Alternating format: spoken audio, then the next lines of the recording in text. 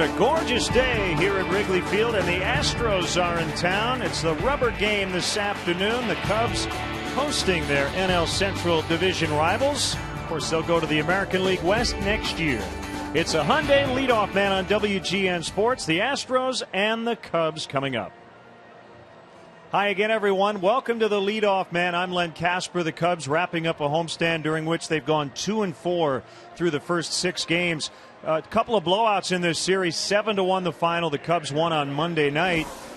Last night, a much different story. The Astros got a couple of 3-run homers, and Lucas Harrell, using that heavy sinking fastball in 8 innings, allowed just 1 run.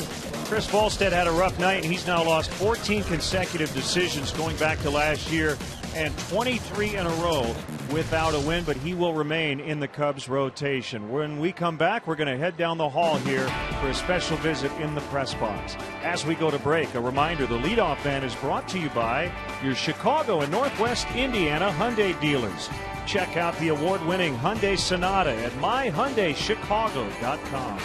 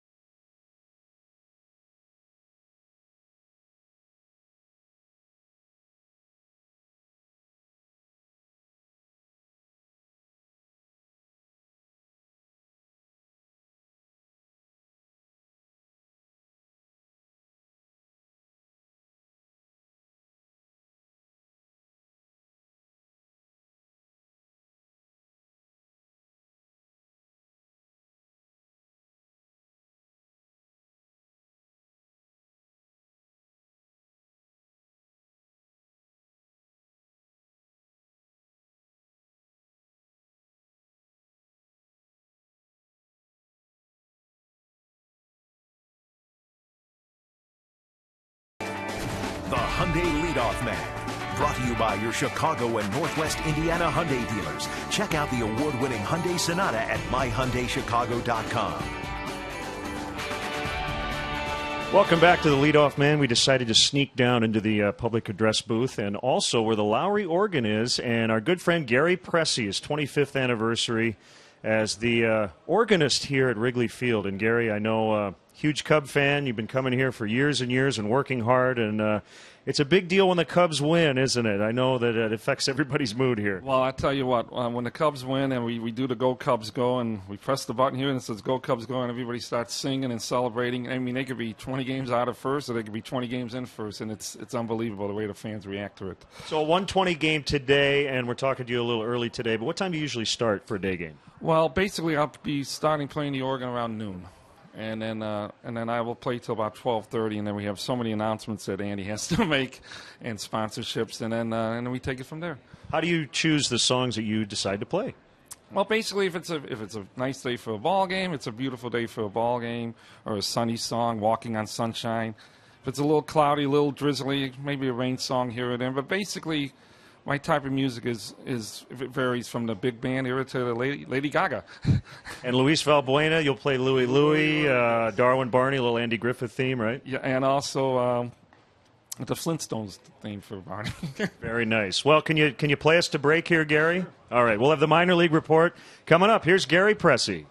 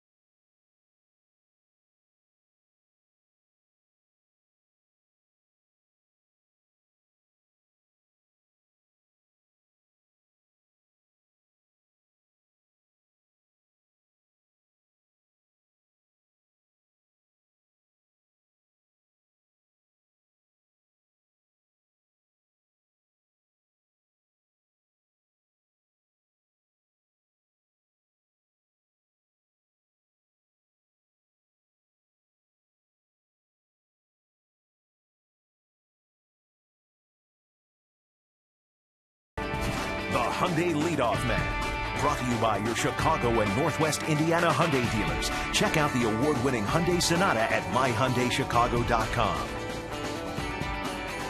Cubs wrapping up a homestand today. The Astros with just 12 wins on the road. They're shooting for just their second road series win of the year. The other one came earlier this season on the south side against the White Sox. As we wrap up the leadoff man, the Cubs minor league report, you check out some AAA notes. In addition, Ruby Silva, an outfielder making his Tennessee debut, hit a triple in his first career Double-A at bat. Daytona having trouble just getting on the field. They haven't played in 4 straight days due to the weather.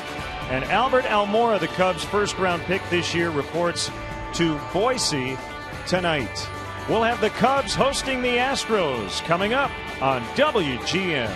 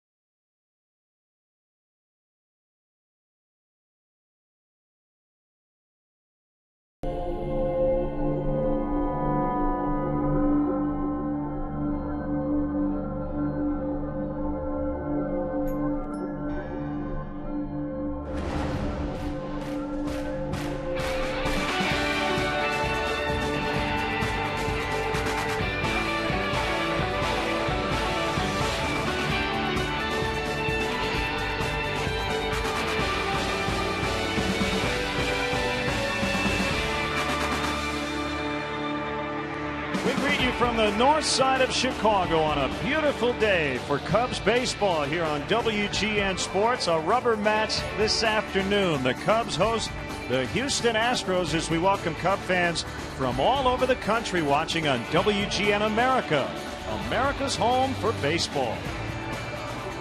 Great to have you with us today. Bob Brenly and Len Casper. Justin Germano will go for the Cubs. Bud Norris for the Astros. And Bob, a blowout loss. It'd be nice to see the Cubs bounce back today. Well, absolutely, and that's one of the things you look for moving forward with the young Cubs players. How do they handle adversity? How do they get up off the mat after a tough loss like last night? We've got the national anthem coming up, but the Navy parachute team is here. Let's send it down to the field.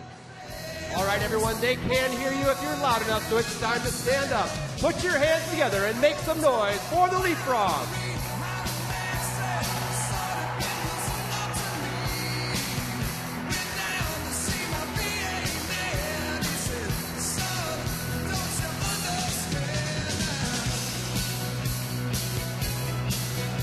And there goes the flag. Ladies and gentlemen, please stand, remove your hat, and place your hand over your heart for the singing of the national anthem performed by Chicago native Jason Polak.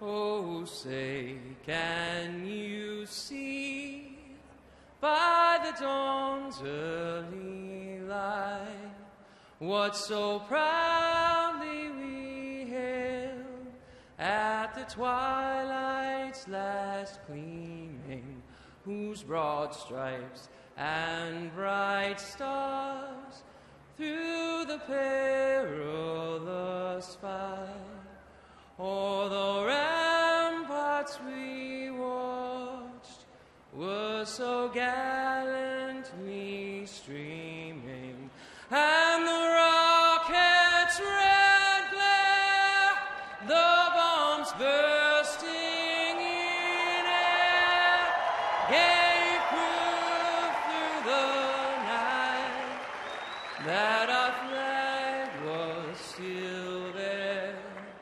Oh, say does that star-spangled banner yet wave o'er the land of the free and the home of the brave.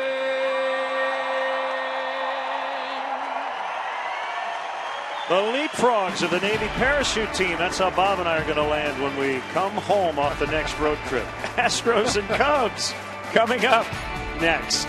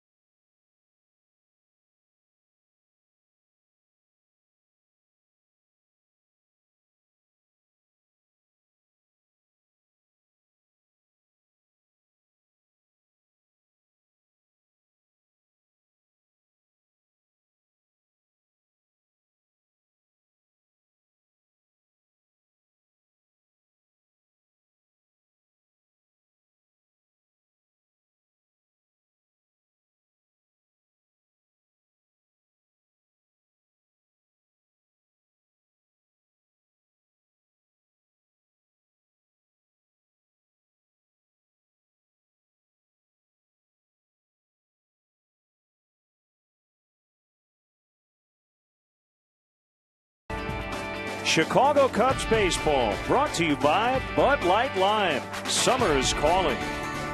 Pepsi Max, the official soft drink of Major League Baseball. 0 calories, maximum Pepsi taste. The Illinois Lottery. Do you believe in the power of possibility? The Illinois Lottery. Anything's possible.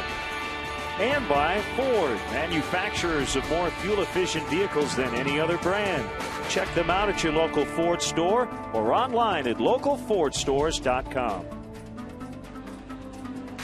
Chicago Cubs baseball in high definition is brought to you by Xfinity, your home for the most live sports. Time to look at today's Mazda Drive to Victory, and what the Astros need to do today is lean on the former Cubs. Scott Moore, former Cub, with 3 extra base hits, including a long home run in the ballgame yesterday. The first game of the series, Marwin Gonzalez, former Cubs farmhand, with 7 flawless plays at third base. And for the Cubs, they need to have a game plan against Bud Norris. Last night, starting pitcher Lucas Harrell basically just threw 2 pitches all night long. Manager Dale Swaim not pleased with the approach of his team. Bud Norris, a 2-pitch pitcher. We'll see how they do today. Drive to Victory brought to you by your local Chicagoland Mazda dealers. See your Chicagoland Mazda dealer for a test drive today at driveamazda.com. And for our Chicago area viewers, on Tuesday, August 28th, Bob and I will be broadcasting from the Budweiser patio out on the Budweiser bleachers, and we would like for you to join us. Just send us a postcard with your name, age, address, email, and phone number to WGN-TV Budweiser Patio at Len and Bob, 2501 West Bradley Place, Chicago 60618. One lucky winner will get to bring 3 guests and sit alongside us in the Budweiser patio. For more info, go to WGNTV.com/contests.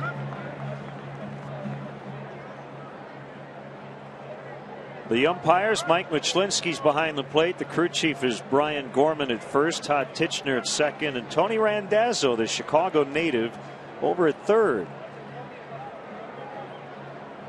And before the Cubs take the field, let's step aside and see what's coming up on WGN.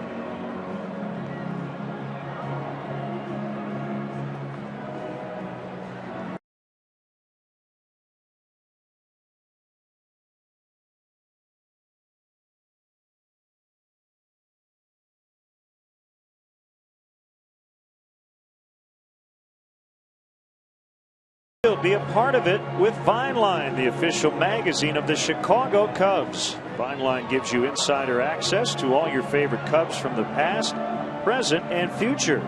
Subscriptions start at just $29.95. For more information and to order, visit Cubs.com/Vineline.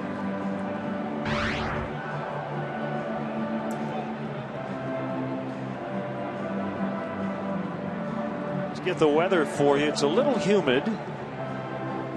84 degrees, a west-northwest wind. But all in all, a great day to be out at the ballpark.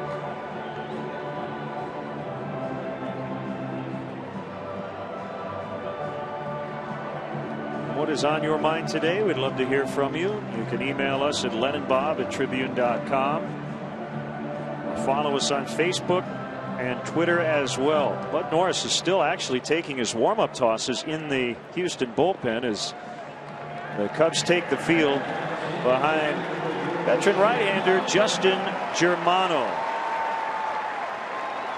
Let's get the Astros lineup. He will face, seems like every day we've seen a lot of changes for Brad Mills' club. Jose Altuve is going to lead off at second. Marwin Gonzalez has played mostly short. Bob mentioned his night the other night over third. Steve Pearce is at first. Justin Maxwell in left. Scott Moore plays third today. Ben Francisco with his first and only start of the series. Jason Castro recently off the DL. Brandon Barnes in center. And Bud Norris, the pitcher, hitting ninth. And let's check out how the Cubs take the field defensively today behind Justin Germano. Brought to you by Pepsi Max, the official soft drink of Major League Baseball. 0 calories, maximum Pepsi taste. Soriano, Jackson, and DeJesus once again left to right across the outfield. Bitters and Castro will man the left side. Luis Valbuena getting a start at second base in place of Darwin Barney today. Anthony Rizzo over at first. Steve Clevenger behind the plate for right-hander Justin Germano. Back-to-back pretty solid starts against the Pittsburgh Pirates and the Los Angeles Dodgers, and then last time out against the Reds hit a little bit of a speed bump. You see his numbers on the season. It's been a while since he last faced the Astros, way back in 2008, and it did not go well as a San Diego Padre, but nobody in their starting lineup today actually has faced him. Chris Snyder, the only guy on their roster with previous at-bats, against Germano, who's 0-2 lifetime in 2 starts.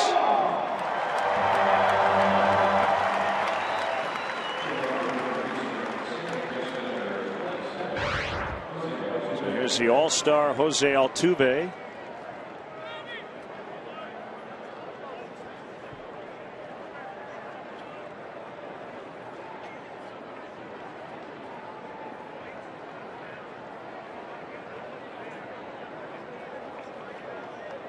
It, Bob, the Astros have one road series win all season, and it was in Chicago against the White Sox back in early June. Took 2 of 3 in that series. They only have 12 wins all year on the road, 47 losses.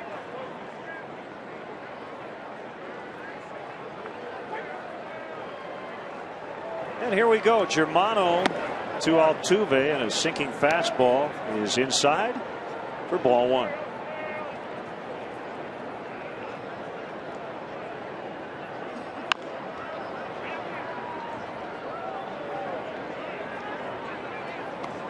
Germano does not throw hard. First 2 fastballs at 85 and 86 miles an hour. We saw him get up to 87, 88 in his last start. I think he had a little wind at his back that particular day, but velocity's not what it's about for Justin Germano. To change speeds on all of his pitches, especially that slow curveball. He likes to use that as an off-speed delivery. Just keep that sinker out of the middle of the plate and down. Foul pop back our way.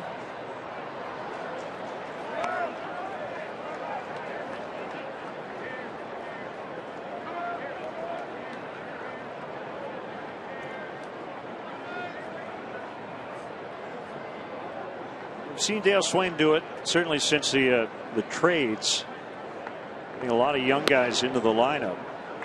That process, Bob, has really been accelerated for Brad Mills.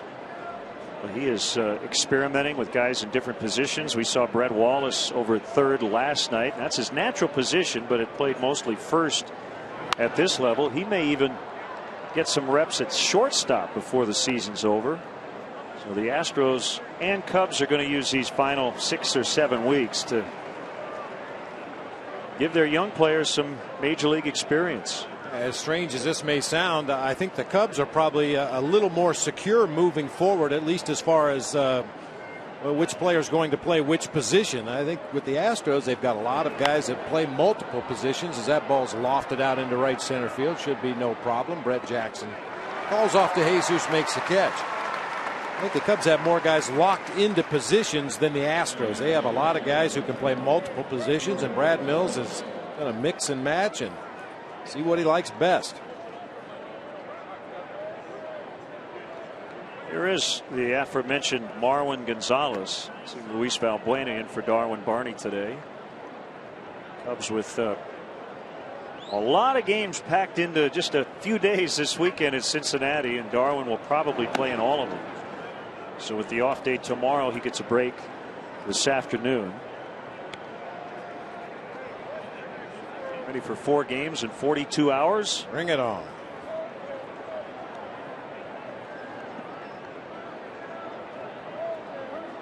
The good hair working today. Take today and tomorrow to fix that do. Gonzalez, a switch hitter. It's that one deep and foul.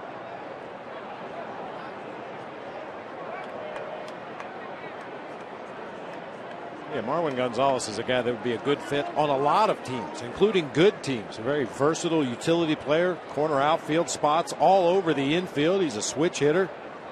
Doesn't strike out a lot.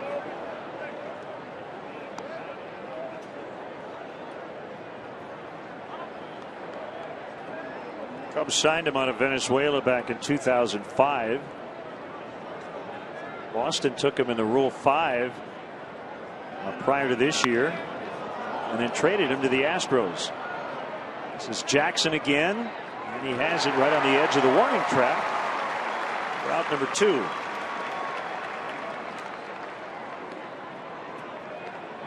What little bit of wind we have here at Wrigley today is gently blowing out. The ball was really jumping last night under very calm conditions. I would expect it to jump pretty good again today. Brings up Steve Pearce. He's playing first.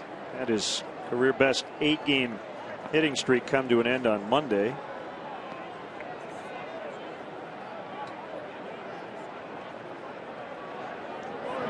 To a good start with the Astros. Claimed off waivers from the Orioles in late July.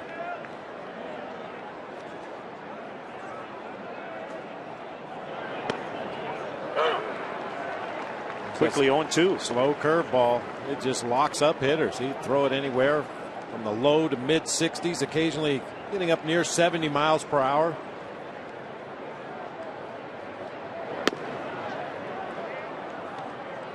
Show me fastball at 87, just off the outside corner of the plate. Give Pearce a speed to gauge. Probably go right back to some kind of an off-speed pitch here. High fastball.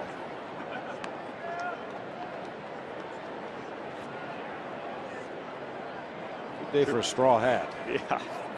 Bright sunshine will definitely affect play as we move throughout the afternoon.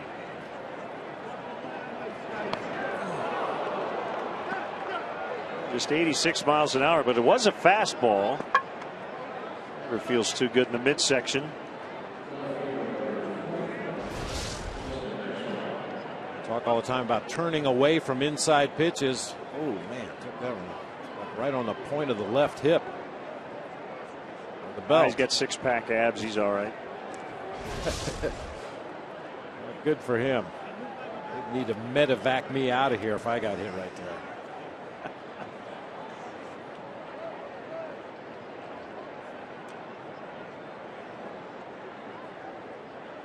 Got 3 empty can abs, right?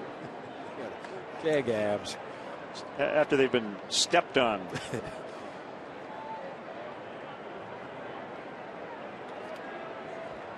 1-0 on Justin Maxwell. 50th start. He's made starts at all 3 outfield spots. He's got 12 home runs. 3 have been as a pinch hitter. 2 balls, no strikes. This is the Astros' entire road trip. These 3 games here at Wrigley Field. They're going to head right back home. Have an off day tomorrow and then welcome the Arizona Diamondbacks in Friday night. Curve for a strike. 3-day road trip. I played with some guys that could pack for a 3-day road trip in their pocket. Don't even need to bring luggage.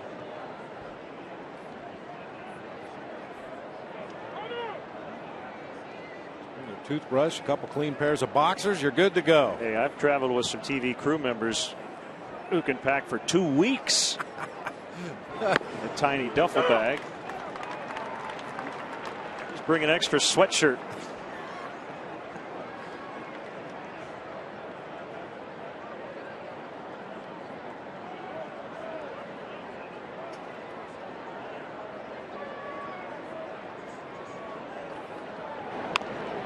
Right off the end of the bat, back to the pitcher, Germano. First inning. Goes pretty smoothly. Does hit a batter. No runs. Cubs coming up.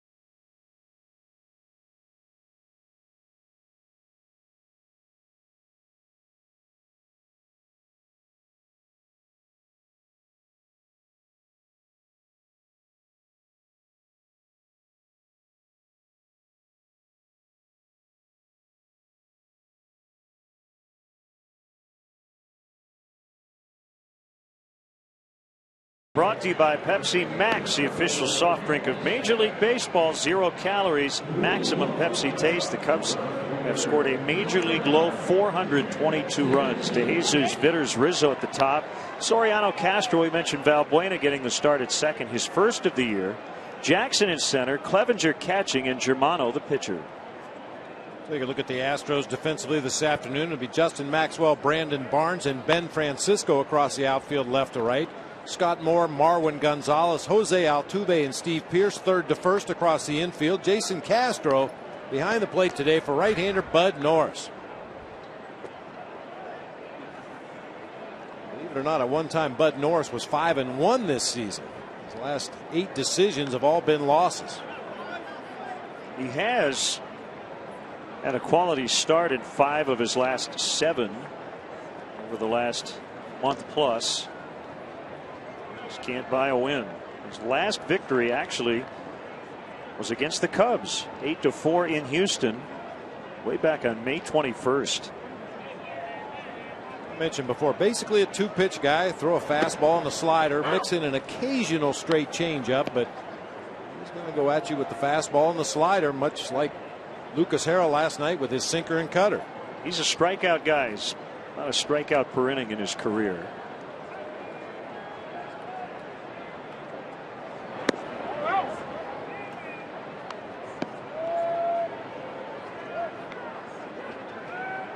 Speaking of Lucas Harrell, I got to tell you, Len, I was really impressed with the Astros right-hander last night, picking up his 10th victory of the season, pitching the worst team in the major leagues. He was extremely impressive, just pounding the bottom part of that zone with the sinker, mixed in some cutters, second and third time through the lineup, totally in command.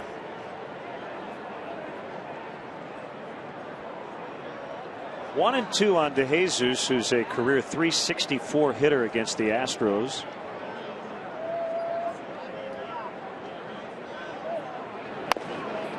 I think that the most impressive thing about Harrell's start is that there were no tricks.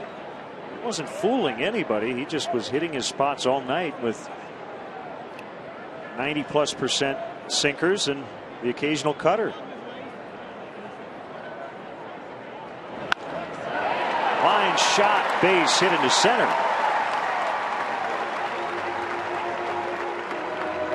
Surprising to see David square one up. He does it a lot.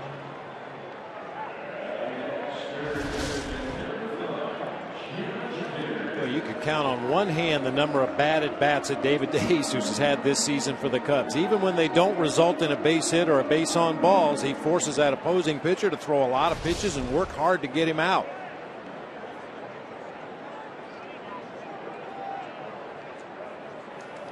Cubs busted out for 7 runs Monday, but aside from that performance, it's been a tough go here to start the month of August.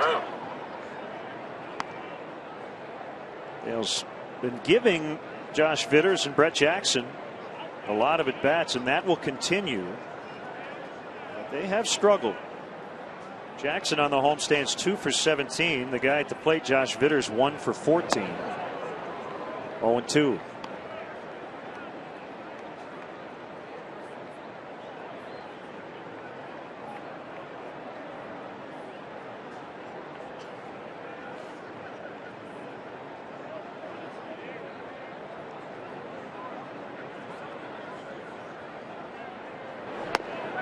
Called strike 3 on a slider. And freezes Vitters. That's the first out.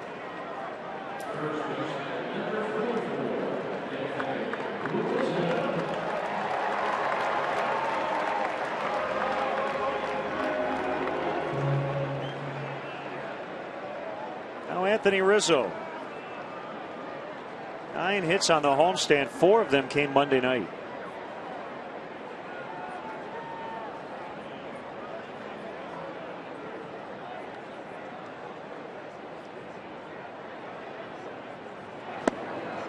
Swing and a miss.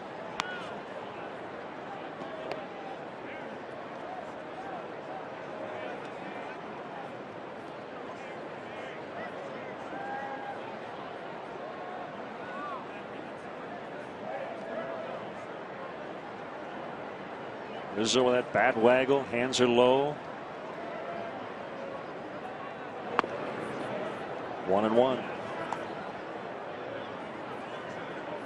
You mentioned in the telecast last night, it seems like every time Anthony Rizzo has a bad game or even a couple of bad at bats and you think, oh no, here we go again, he'll turn right around and come back the next day and square up 4 balls and spray line drives all over the field. Doesn't seem to carry one at bat into the next or one game into the next. Takes each trip to the plate on its own merit. Tries to get a good pitch to hit and hit it hard. His manager talked about that very thing before the game today. His even-keeled nature, how the mental side of the game sometimes comes last, but I think in Rizzo's case it came first.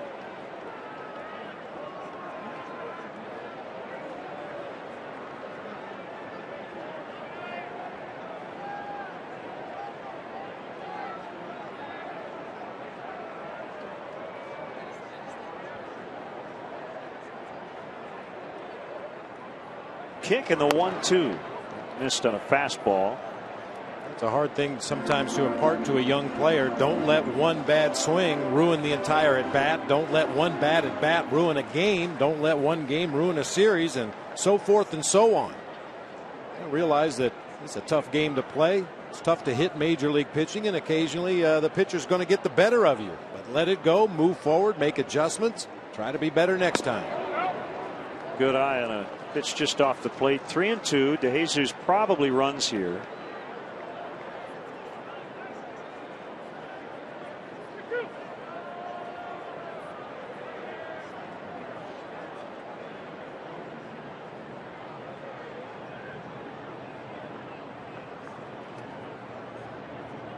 There he goes. Jam shot foul. Cub fans, make sure you check out our WGN baseball blog on WGNTV.com. It's brought to you by Jeff Vukovich, nationwide agent serving the area for 33 years. Contact Jeff at jeffvuk.com. Nationwide is on your side. I have a post on the dog days of summer. We're in that mid-August portion of the schedule. We have a new podcast ready for viewing, game notes from Stats, and much more. WGNTV.com.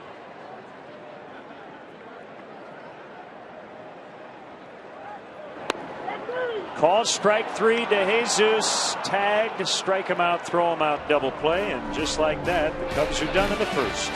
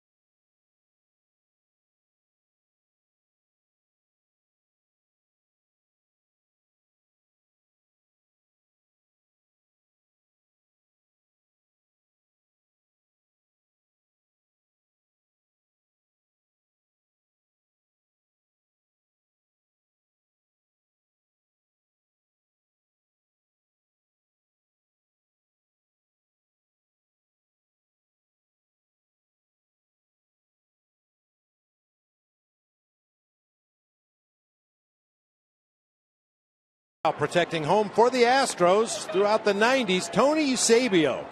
In 2000, he set a then record for the Astros with 24 consecutive games with a hit. Now, the thing is, since he was not their everyday catcher, It took 51 days and 45 games for him to get those 24 hits in a row.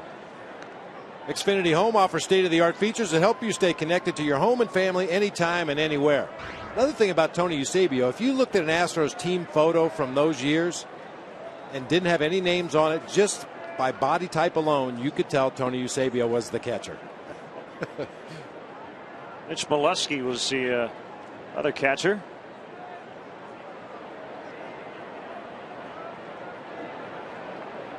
Second inning. No score, and former Cub Scott Moore, Bob mentioned him early on. 2 doubles, a home run in the game last night. He was playing first. He's over at third today. He sends that one out into very deep left, and it will go. A home run for Scott Moore. Putting together a big couple of days. The Astros have the early lead.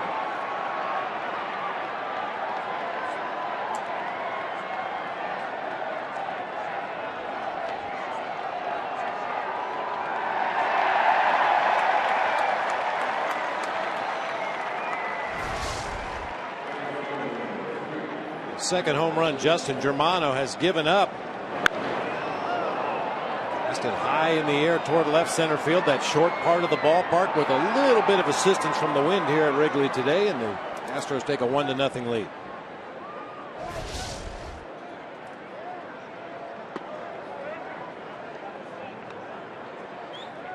Well, we told you Scott Moore, one of our Mazda keys, or drive to victory rather, for the Astros was to lean on the former Cubs, and Scott Moore gets him on the board with that solo home run to the opposite field.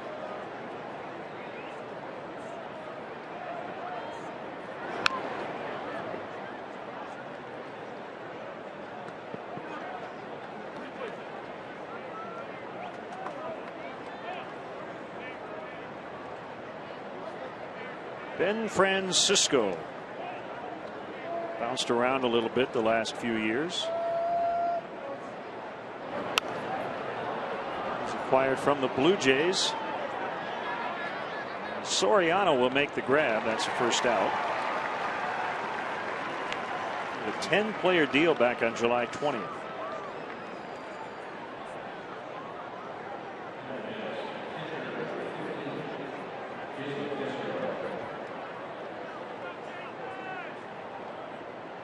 I still think Ben Francisco's first name should be Sam.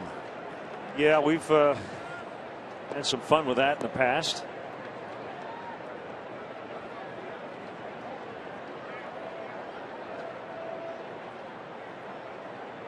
You don't remember my corny joke? What was it? Well, when he gets on the internet, he sends out a Ben Francisco tweet. I got in trouble the first time I did it, so yeah, it's pretty bad. That's why I don't remember it, I guess. Really so. Now it's ingrained in my mind. I'll never forget about it now.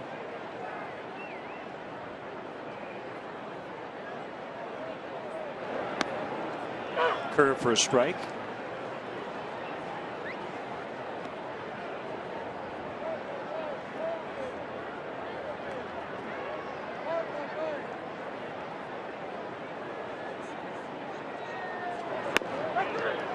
Called strike 3 on a fastball. That's the first strikeout.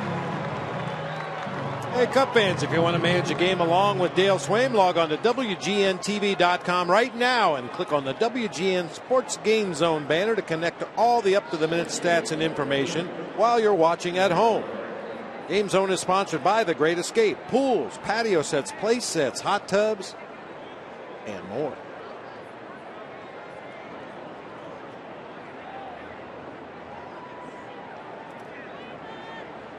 Brandon Barnes hit his first career home run Monday night. A pinch hit blast.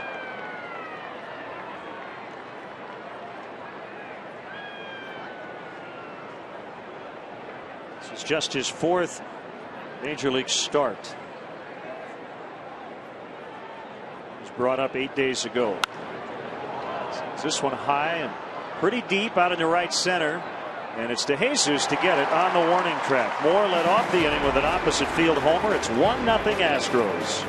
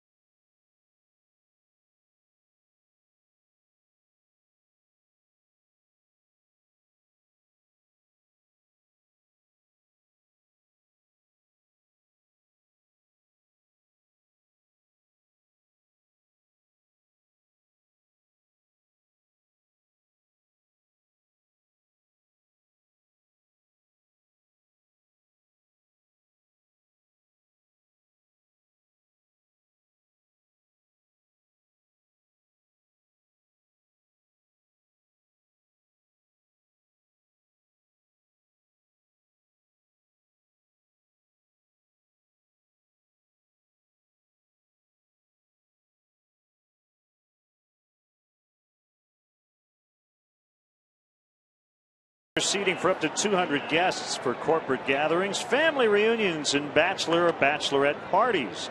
Individual and group tickets are available for all games. For more details, go to WrigleyvilleRooftops.com or call 773-248-ROOF.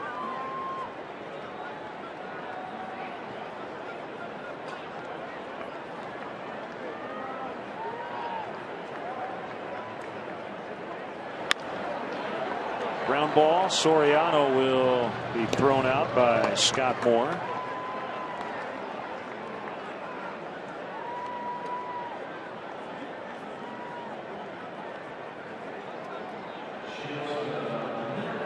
Comes Starlin Castro.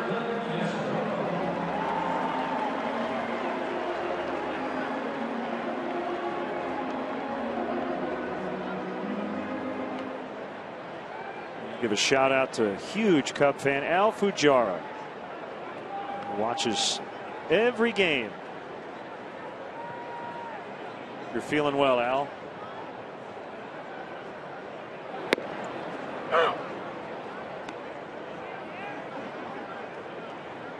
Also, Austin and Cheyenne Walls from Danville, Illinois, are watching the game with their grandpa.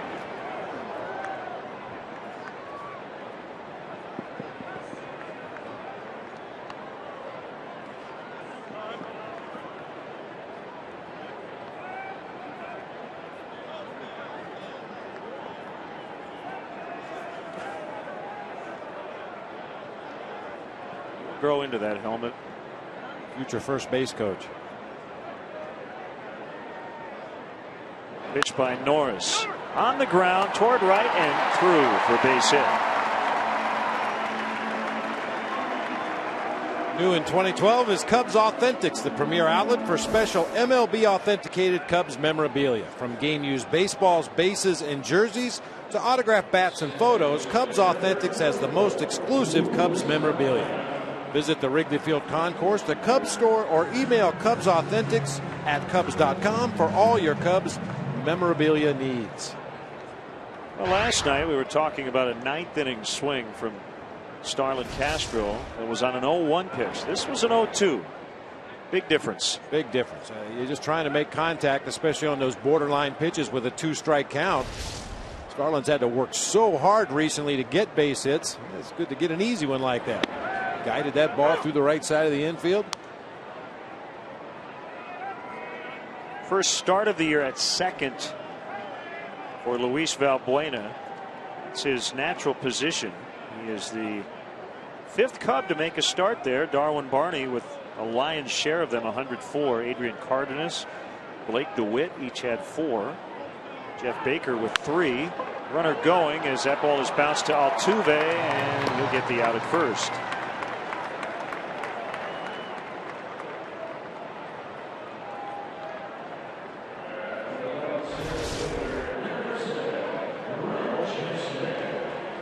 Starlin on his trip to second base just avoided getting hit by that chopper. I think he slowed down on purpose and saw it and was trying to screen Altuve.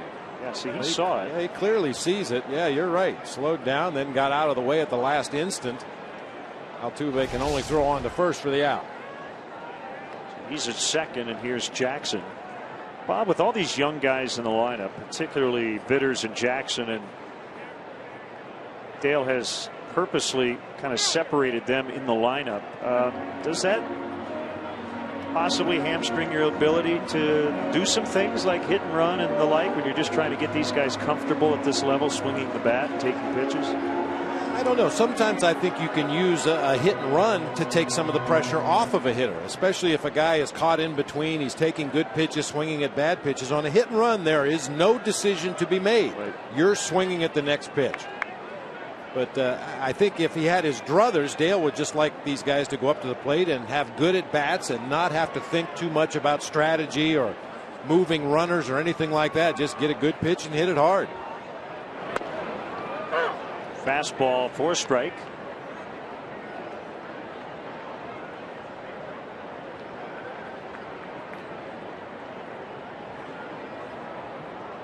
A couple of California natives here matching up Norris and Jackson.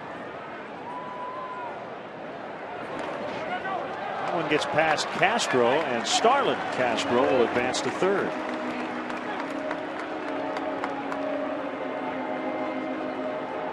It's a wild pitch. Number 7 on the season for Bud Norris. Castro also with 5 passed balls behind the plate this year. That one clearly hit in the dirt. Just didn't block that 5-hole.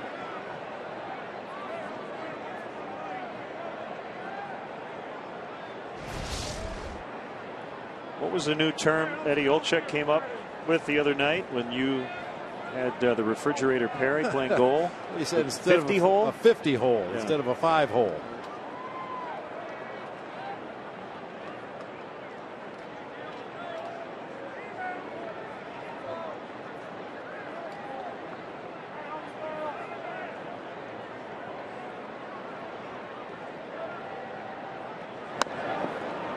Jackson saw Moore playing back with 2 outs and tried to bunt his way on. That right side of the defense playing way back, trying to bunt that ball past Bud Norris. Create some confusion on that right side of the infield. Try to leg it out for a base hit and score a run.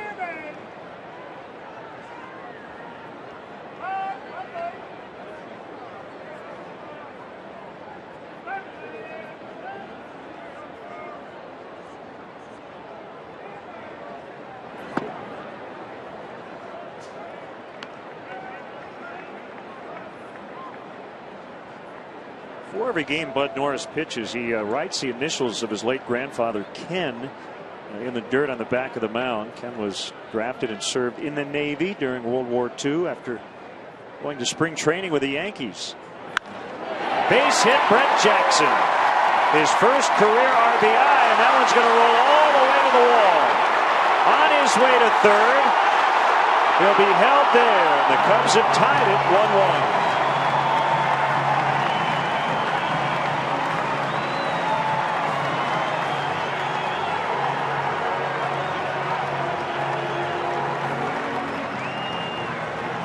Nice controlled swing that time by Brett Jackson to drive that ball toward the gap in right center field.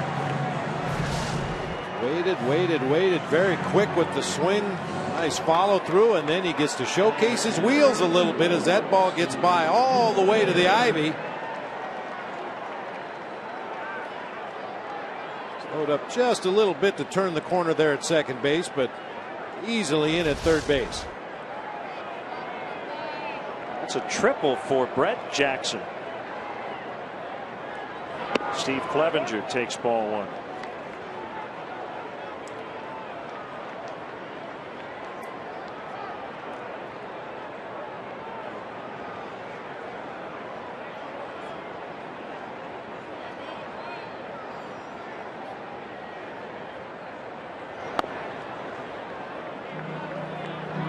We say it all the time, Len. Sometimes all it takes is one good at bat, one squared up line drive to make you remember the timing, remember the feeling that you had at the plate when you used to drive the ball consistently. Hopefully that'll be the case with Brett Jackson.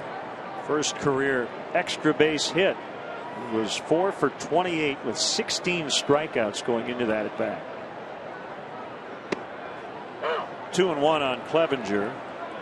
The pitcher Germano's on deck.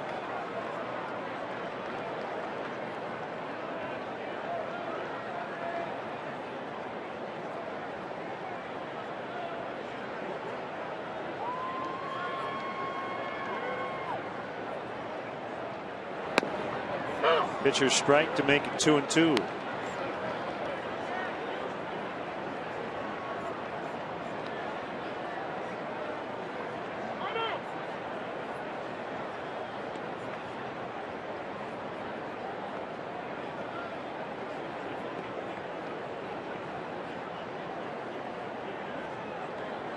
Nice crowd. Good to see a lot of youngsters out here and what may be their final chance for a weekday matinee before SKUL starts. Ooh. Your favorite word.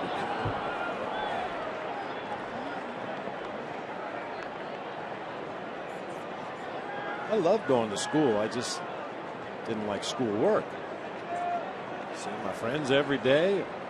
Baseball and basketball practice after school. It was just that time between 8 in the morning and 3 in the afternoon I wasn't crazy about.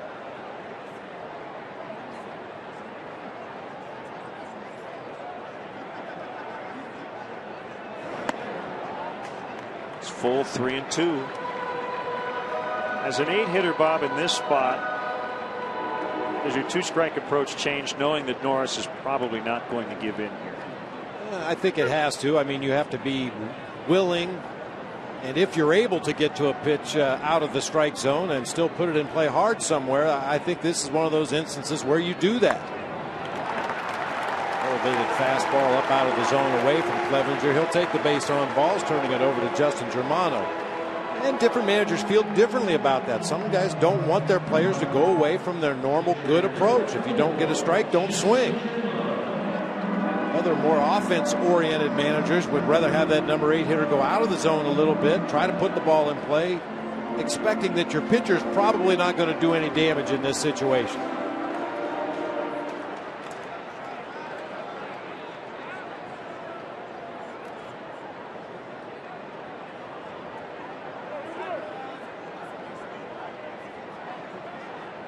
First and third for Germano. Give a shout out to Dan and Ryan, who watch every day from Oak Lawn.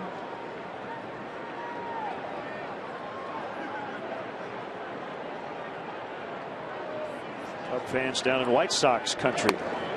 There's a called strike. Well, you didn't hit 8 a ton. According to Baseball Reference, you made 53 starts in that 8 spot. Did you go, oh man, when you found out you were hitting 8th, or you just I was like just being in the glad lineup? to be in the lineup. That's yeah. Right. We've referred to this before, but you made 1 start in the leadoff spot. You remember the day, right? Well, it was against the St. Louis Cardinals. I know that. You hit a home run. Vince Coleman leading off for the Cardinals and me leading off for the Giants. There's something wrong with that picture. Something wrong with that picture too. Dave Clark. Yeah. Swing and a miss to end the inning, but Brett Jackson with his first career triple and RBI, tying the game.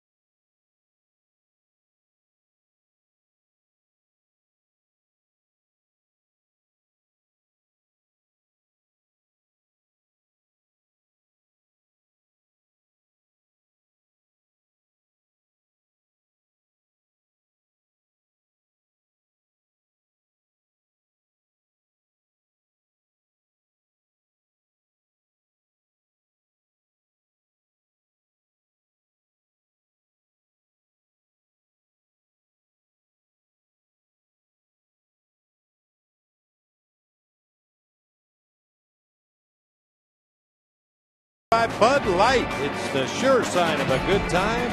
Here we go.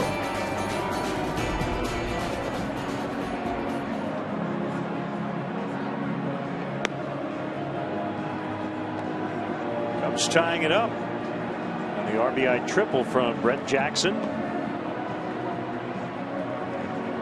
Bob, great to have at the ballpark Alice Lundstrom, turning 106 years old today. Born on August 15, 1906. And her dream was to attend a Cubs game for her birthday. So she's here. Nice. Still lives in her own home in Dundee, Illinois. Got down to the field before the game, and it's awesome.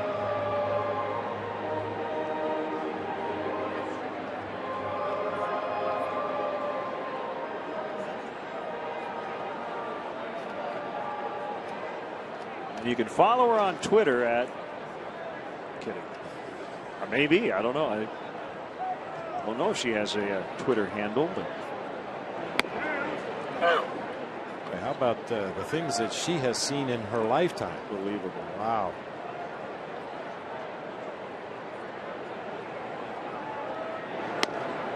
Twitter's a little bit like carrier pigeons, I guess. It's a lot faster, a lot more reliable. Swing and a miss. 1-2 on Bud Norris. She will have remembered the Seattle Pilots. 1969. One and done. Moved to Milwaukee.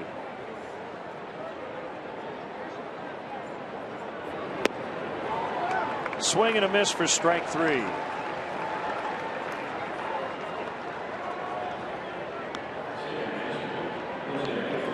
Back to the top and Jose Altuve.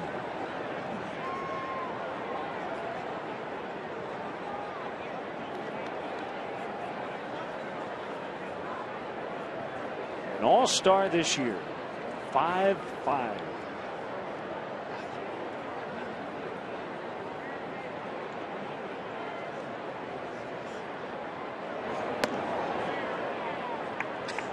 Barely had to duck.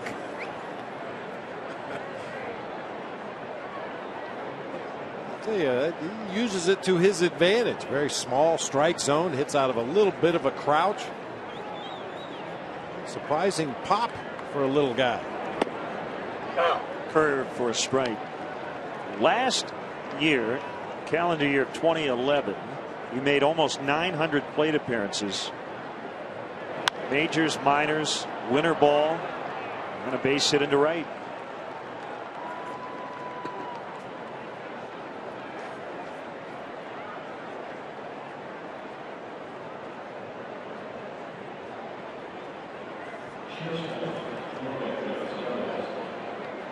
He can run 25 out of 32 this year in stolen base attempts. Justin Germano's going to have to pay him some attention over there at first base.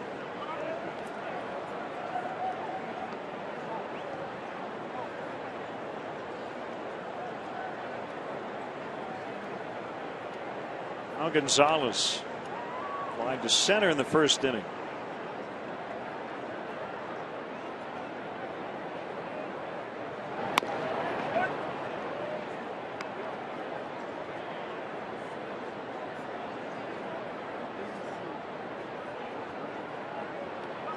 Huge news today, Bob. Giants outfielder Melky Cabrera gets a 50-game suspension. Tested positive for testosterone. So that suspension starts immediately. And looking at the Giants record, that's it. I don't think he'll be back in the regular season. He was the All-Star Game MVP. Line shot right to Rizzo. Altuve's already at second base, so that's an easy double play, and the inning is over.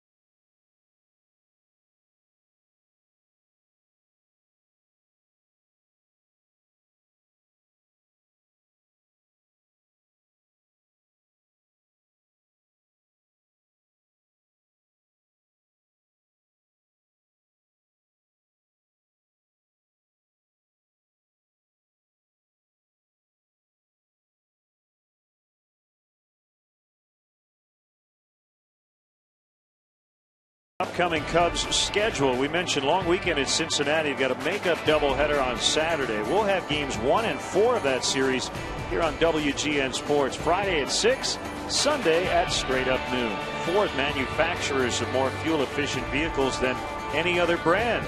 Check them out at your local Ford store or online at localfordstores.com. A 1-1 tie in the rubber game. Season series tied at 4 apiece. David DeJesus looks at a strike.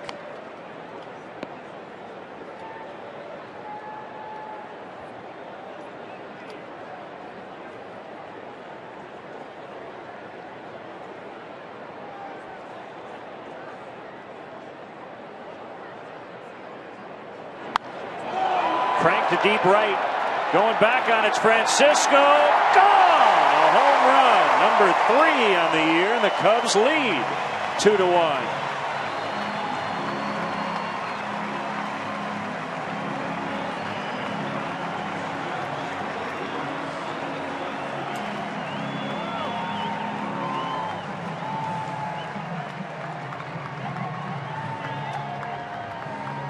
Number 3 on the year for David DeJesus.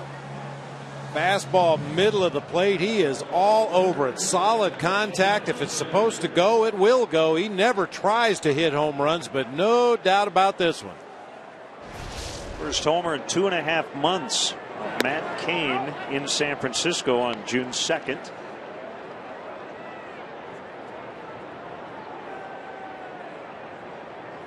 Gives his team the lead. It's his first career homer here at Wrigley Field.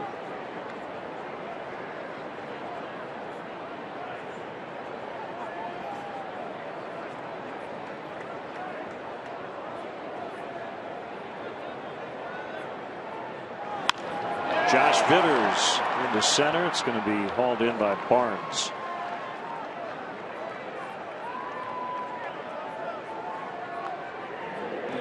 We want to let our AT&T U-verse viewers in Chicago and around the country on WGN America know that during every Cubs home game this season, if you go to channel 780 or high def channel 1780, you can see a special multi-view presentation that shows you all of our different live camera angles here at Wrigley Field. It's pretty cool. So if you want to direct the game along with Skip Ellison, give a look to AT&T U-verse channel 780 or high def channel 1780.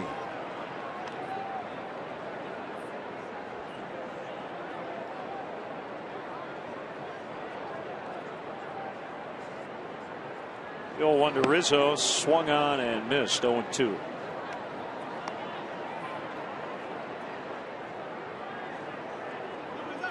In case you are wondering, Bud Norris, one of 4 players in the majors since 2000, go by the name of Bud. I guess you have to include Buddy. Buddy Carlisle, Buddy Groom, Bud Smith. And oh, by the way, the commissioner goes by Bud too.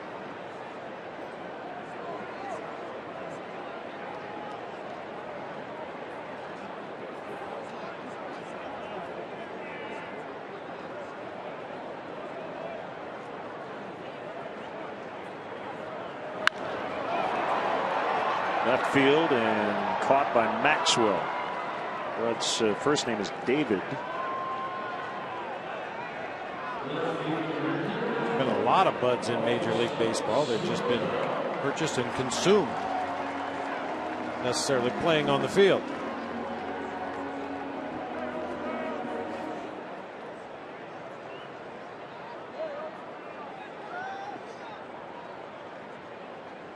Soriano's had good career numbers against Bud Norris, including a couple of home runs among his 5 hits in 14 at bats. A little over anxious at first at bat. Swung at the first delivery from Bud Norris. It appeared to be a slider on the outside corner. Rolled over and hit an easy ground ball to third base.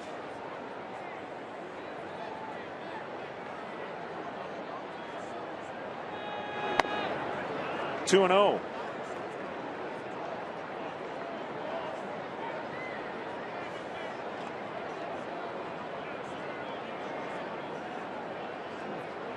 Up in the fourth inning, we're going to chat with our good friend Jim Deshaies, time TV analyst, former big league pitcher, the Astros, a few other teams.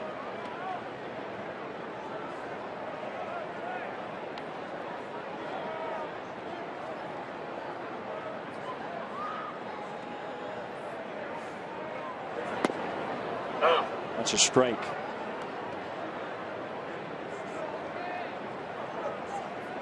We'll just tell you, JD is left-handed. Boy, is he. He and Bill Brown, one of our favorite duos, and they're off today, so we thought we would make them work.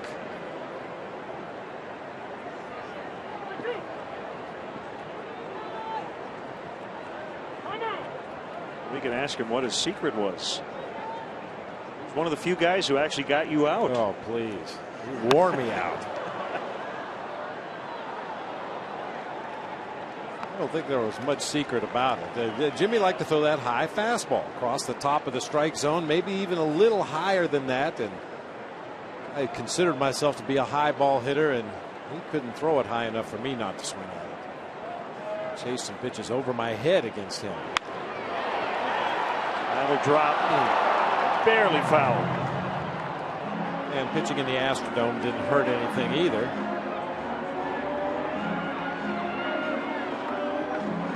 Just out in front a little bit too much, imparting some side English. The ball just hooked foul. The wind blowing the other direction, straight out today. Thought it might help that one stay fair, but a little too much English.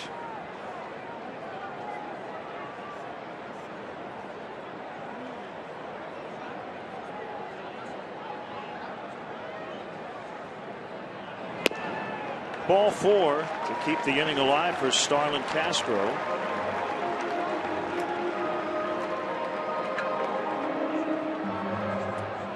When a Hispanic ball player hits one like that with side English, why don't we call it side Spanish? Great point.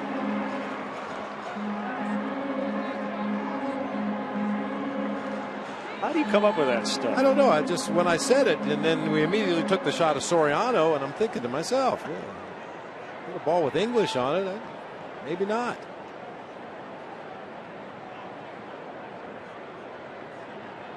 Well, there has to be a reason it's English.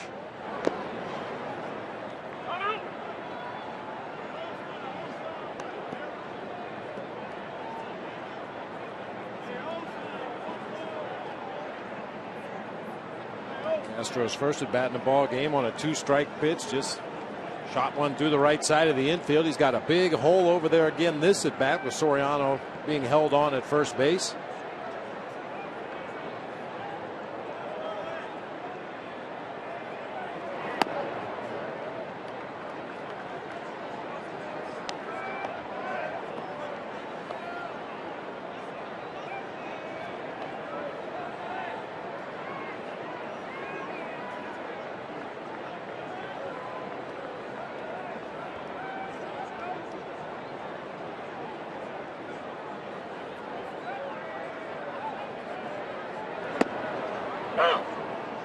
That's a called strike. 2-1.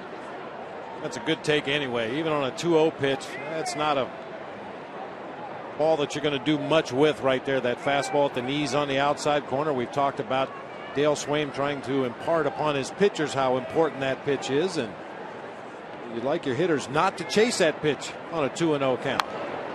Even though it's a strike, even though it's going to be a called strike, you're probably going to put it in play weakly if you do swing at it.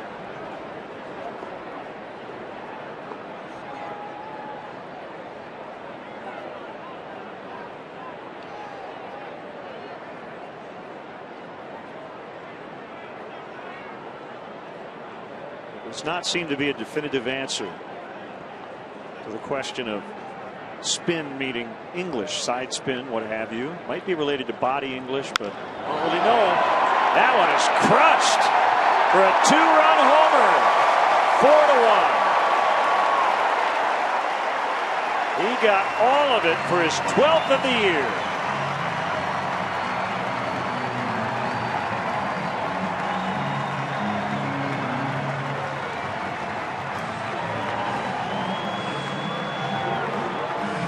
that's the reward for not swinging at that pitch or strike earlier in the count. You hope to get a better pitch later, and he does. A fastball on the inside part of the plate. No doubt, line drive home run into the bleachers in left field.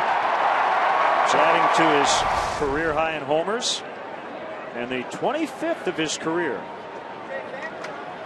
Well, that one got out of here in a hurry.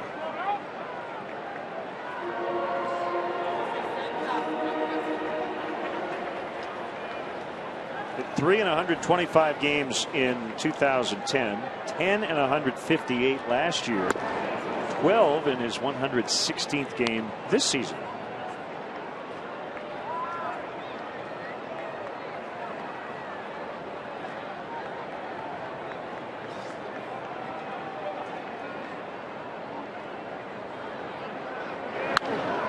Valbuena into the right field corner. Up against the knot hole, and that's a double. Well, they tattooed Norris here in the third inning. 2 homers and a double.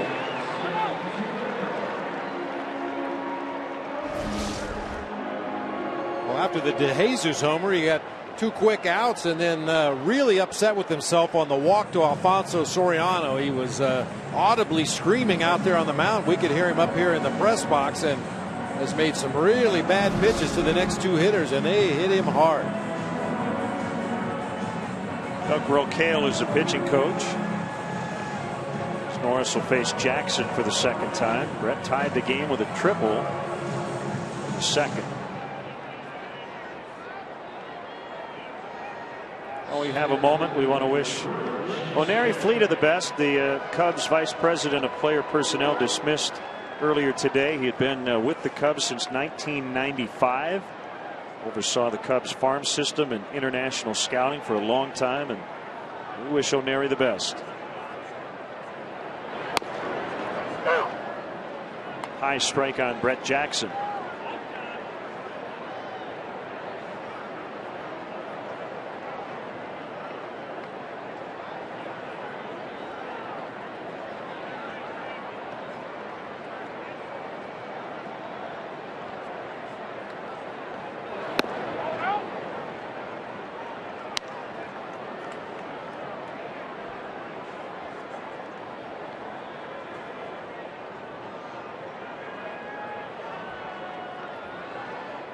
Dale wanted to get lefties into the lineup today, and they've done damage to DeJesus, Valbuena, Jackson.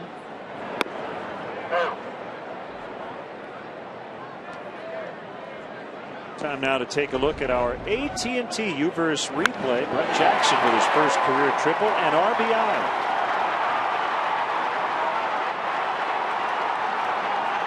See what's possible with AT&T U-verse high-speed internet. AT&T rethink possible. Here's the 1-2. Just a glimpse of Brett Jackson's speed there. We haven't had an opportunity to see much of it, but going back to spring training in Mesa, Arizona, when he was red hot, spraying the ball all over the field down there, we got a real good opportunity to see his legs on the bases, and he can run.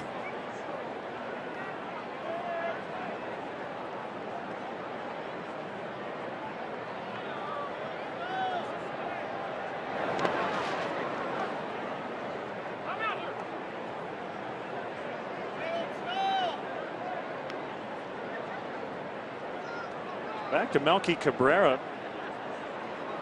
His regular season will end with a 50-game suspension, batting .346. Only Andrew McCutchen ahead of him in the batting race.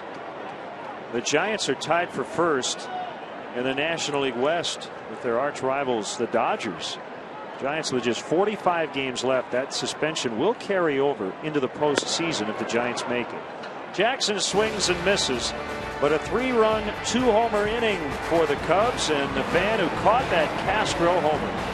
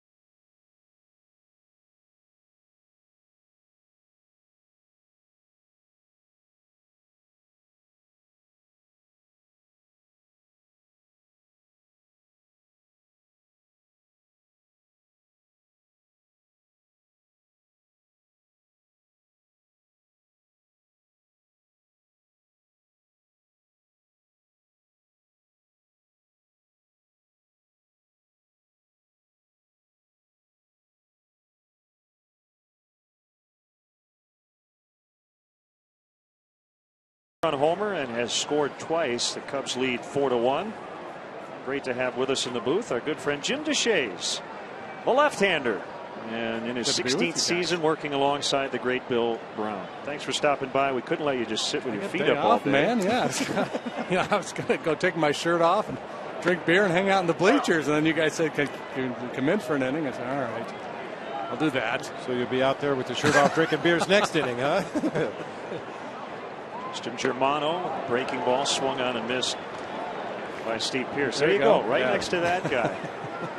But why, it's usually like the biggest guy that takes the shirt off first. We'll talk about pitching here at Wrigley Field. Now you get to sit atop the ballpark when the Astros come to town. But did you like pitching here? Well, like just about everybody else, there were days that I really enjoyed pitching here when the wind was blowing in and it was cold, and it was pretty pitcher friendly. There were other days when the wind was blowing out, and I was a fly ball pitcher, so there were days where it was just flat out disastrous for me, including my final game as a major leaguer, right there on that mound. And the funny thing about it was I knew it before I even left for the ballpark. I'd been in the minor leagues with the Phillies most of the year, trying to kind of revitalize my career. And we stayed at the Hyatt on Wacker, and I was walking across the two towers, and I looked up and you could see the steam rising off. It was like 105 degrees that summer, July of '94, I guess it was. And I said, I'm going to go out there. It's going to be smoking hot. The wind's blowing out. I'm going to get lit up, and they're going to release me. Sure enough, like an inning and 2/3 later, I was out of the game, and the next day I was released, and I just didn't have the stomach for it anymore. Well, the great thing about that day is that's what makes you a good analyst. You predict what was going to happen. Yep. Yeah, the analyst part of my brain was saying, you don't want to throw this guy today. And the pitcher in me was dumb enough to go out there anyway. Well, you had a nice major league career. A lot of it was spent with the Astros. And you got a Hall of Fame vote. I did, yeah. That was a campaign that was put together by a former media relations director, Chuck Poole, because I showed up on the ballot. You know how it is. If you've played a certain number of years, you're automatically on the ballot. And somebody at the local radio in Houston called me about it and said, "Hey, you're on the Hall of Fame ballot." And I said, "Yeah." I said, "I just don't want to get shut out," because you guys get shut out all the time. If I could just find a way to get a vote. So Chuck and a couple other guys put this website together, and they ran with it to put JD in the hall. Obviously tongue in cheek, but the story had legs for a little while. And one of the local columnists in Houston, John Lopez, indeed threw me a bone and gave me a vote. That? Yeah, he justified it. He said, "No way do I think Deshaies is a Hall of Famer, but he represents just kind of every other guy that's out there grinding away, trying to make a living at this game." And so we had some fun with it. Well, I did my part to try to put you in the Hall of Fame. If you'd have faced a bunch of guys like me, you probably would be in Cooperstown. Called strike 3, and that'll take us into today's Illinois Lottery Anything's Possible player. BB. Oh, wore me out. I told you. Zonk did a little better. He hit a home run off Jim, but there you see 84 wins over a nice decade-plus career. It was, the guy who wore me out, Barry Larkin, who just was inducted into the Hall of Fame. I thought maybe he'd throw me a bone in his speech, and for my contributions, he took me deep 3 consecutive at-bats. Really? One night in Cincinnati, yeah. Anything's Possible player brought to you by the Illinois Lottery, who each day make anything possible. Well, the real important question about your time here, Wrigley, did you ever bump your head in the visitor's dugout? Oh, many times, Oh, yeah. yeah. Oh, yeah. People don't realize how many guys leave town with a concussion from being in that visitor's dugout, and somebody gets a base hit and you jump to your feet because you can't see anything and skull yourself. Yeah, and then it just ruins the moment. You're excited. Your teammate just hit a gapper, and the bases, guys are running around, and you're very excited. And you jump up, and then you know what it is. It's like stubbing your toe. You just want to hit something or cry. For me, the ideal situation was to pitch the day before you came to Chicago, to be able to hang out in Wrigley and enjoy it. The whole scene around here, go to dinner after the games. It was very, very much an old school feeling. So if you pitch well the day before, and you could come out here and shag and hang out, and if you pitch bad and you went out to do your running, in all likelihood somebody in the bleachers was going to be aware of that, and they were just going to blister you for your recent performance. Moore with a home run to lead off the second. Nice series for the Astros. Swings and misses, so Germano strikes out the side. We're with Jim Deshaies. We'll be back. Cubs lead 4-1.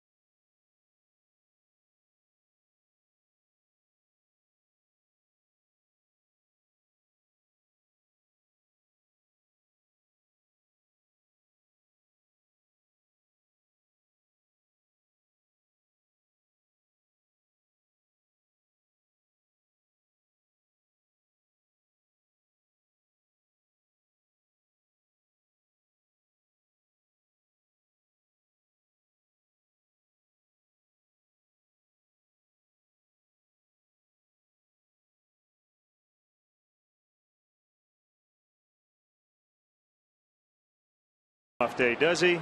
He's always working. His 26th year as the Astros primary TV voice.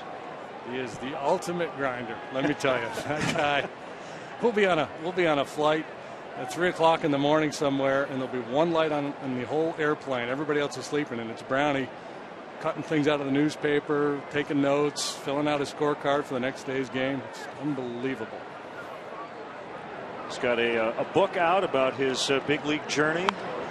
As Steve Clevenger fouls off, we're with his partner Jim Deshaies, and I'm sure for you, and I know you prepare a lot like Bob does. You guys prepare like play-by-play guys, but to come to the ballpark and know that he's got it all covered, I'm sure helps a lot. It sure does. There are many times where I'll just kind of throw something out there. I wonder when the last time such and such, and boom, there's the answer like 30 seconds later. He's either flipping through the scorebook or he's already memorized it, or so it takes a lot of the heat off of me.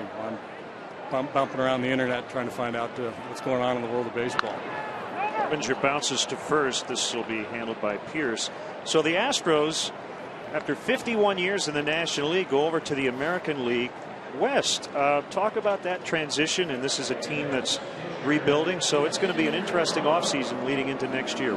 It is. Obviously this is a move that was not popular with a lot of our fans, and it wasn't something that the new ownership really wanted to do, but it was kind of put to them. If you want to buy this club, we need to move you to the American League. We're trying to balance the two leagues. So Jim Crane said, okay, if that's what it's going to take, we'll do it.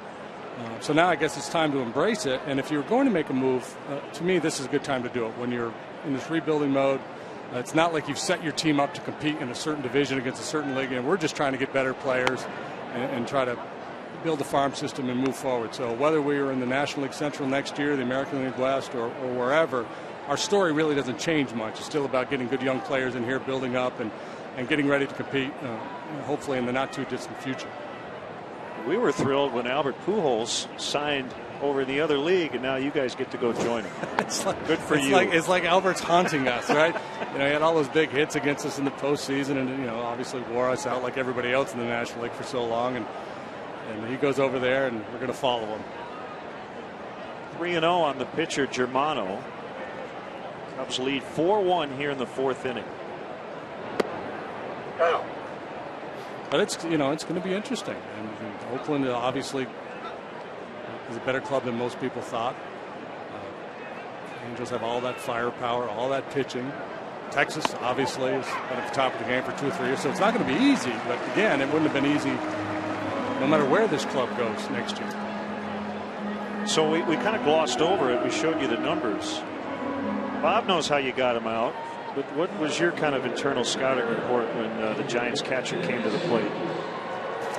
Did you change anything, or you just do what you did? Yeah, I just did what I did for the most part. You hear a lot of pitchers talk about I'm going to throw a lot of fastballs early and save my breaking ball. I couldn't do that. I didn't have a good enough fastball or a good enough slider, whatever it was, to lean on one pitch. I had to have everything going early, or it was going to be a tough day for me. But my game was. The irony is I didn't throw very hard, but I thought I did. I pitched like I had a better fastball than I really did. DeJesus, deep center, gone! What a day!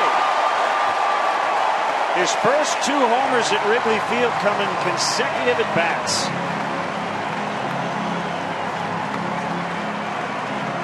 And if you look at the flags right now, they're not blowing hard, but they are blowing out. You get one up in the air. That's the result. 6-1. Good part of the yard, though. They're really cheap about that. We talked about it at length, Jimmy.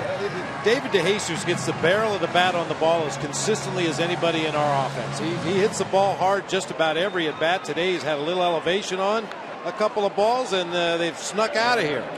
And we were talking about him the other day on our broadcast.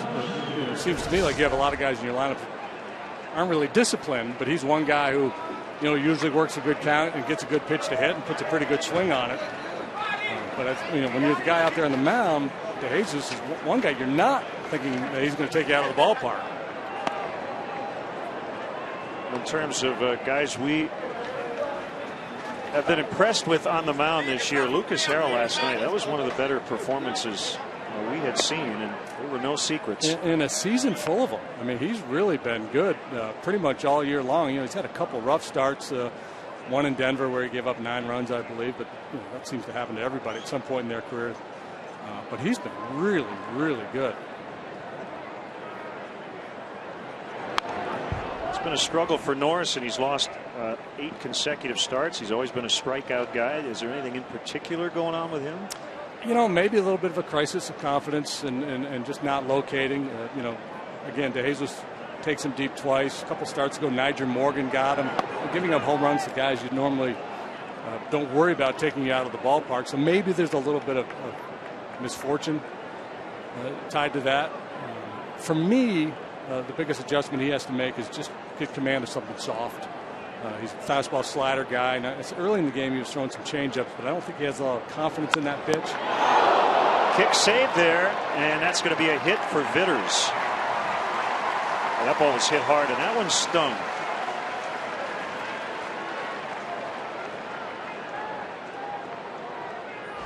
Well, that's injury to insult, right? You're getting knocked around. You've given up 6 runs. Now you take one off the ankle or heel, wherever he got that one. He's pretty clever with his feet, though. I've seen him make this play a few times now. They will check on him. But, and Bob, you can speak to this. And you get a guy who's good, lively fastball, hard slider, and on certain days that's good enough. But there are other times when, if you don't have really good command of those 2 pitches, just if you put that off-speed pitch in the hitter's mind, it allows you to get away with a few more mistakes with your fastball because they're aware of the soft stuff. Right now, hitters go up there and they're just thinking hard. Fastball, hard slider. Let's not only look at, but see that rocket off the bat of Vitters.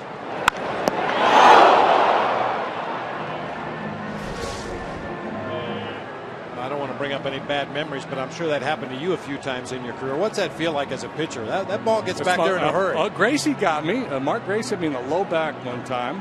Because when I finished, I kind of fell off a little bit to the side. So when it was hit right back at me, my instinct was to kind of keep on turning. So I turned my back on a lot of line drives. Grace got me in the low back that I remember really well. Dale Murphy got me in the back pocket one time. Smoked the ball. He must have hit 130 miles an hour, and it left a bruise. It was a topic of conversation in the clubhouse for a long time. It was like watching this thing evolve over a period of about 10 days, the different colors it took on. It was really something special, let me tell you. The guys like Dawson, Jack Clark, the real guys with the violent swings, my philosophy was to pitch them in for fear that if they hit it back at me, they would kill me. I figured, well, if they turn on it and they hit it 500 feet, it's only a home run. I can live with that. But if they hit it off my head, that's not good. You know, he's coming out. Yeah, that's going to be it for Bud Norris. He's heading off under his own power, not limping. That's good news, as Brad Mills will figure out who the next Astros pitcher is. 6-1 Cubs here in the fourth.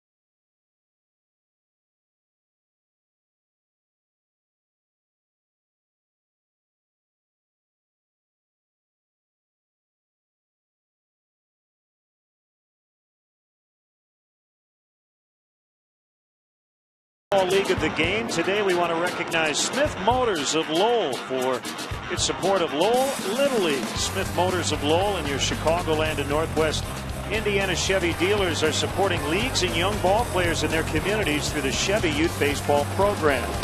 From the big leagues to the youth leagues, Chevy is truly the official vehicle of baseball.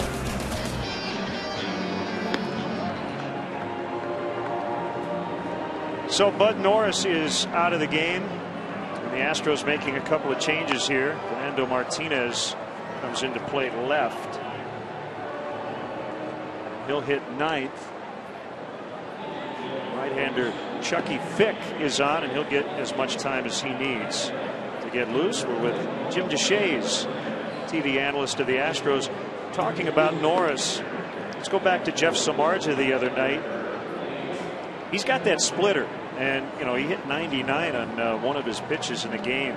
Slider's been inconsistent at times, but that splitter, when it's on, that makes him devastating. Yeah, and that, to me, that's a fairly easy pitch to learn. You know, if you're having a hard time, because, you know, the circle change, palm ball, some of those pitches are a little funky to mash up. But, you know, a splitter here, you know, split your fingers, put it in there, and throw it as hard as you can. You know, get some downward snap on it. And it's interesting because I'm watching Samardzija the other night. I don't know if you guys mess around with Fangraphs at all, and I went and looked and saw, you know, he throws a splitter 18% of the time or whatever it is, and I looked, and there's the list of guys that throw that pitch now is really not very long at all. There's just a handful of guys that throw the splitter, and I know there were some injury concerns a few years back, but Bob, you go back to our day, and there's a lot of guys that were throwing the splitter, and man, it's such an effective weapon, and I think that, for me, for a guy who's having a hard time with a changeup, that's kind of the go-to changeup grip.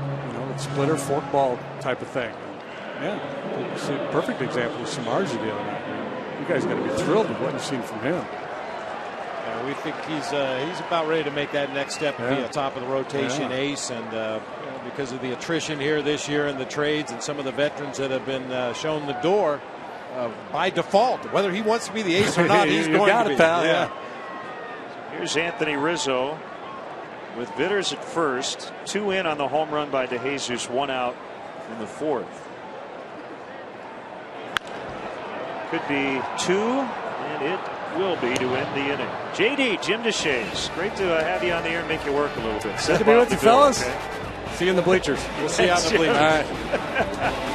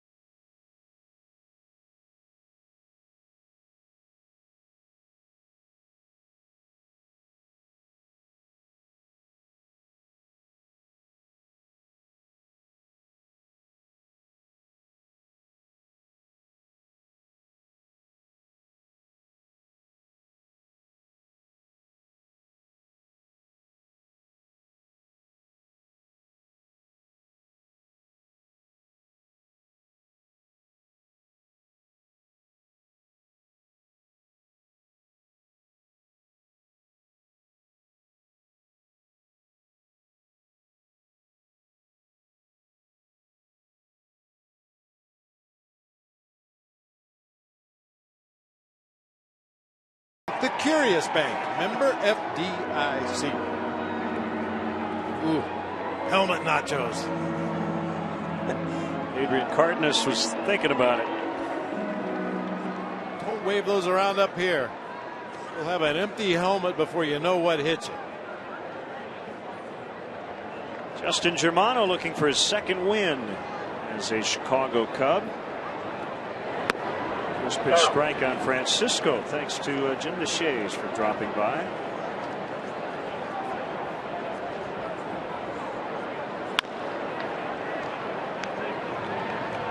Castro to Rizzo, 1 out. Well, we think that's the cap the Seattle Pilots should have worn. A lot more appropriate. Oh, you take a lot of abuse from opponents around the game if those were your hats. Hey, Gilligan.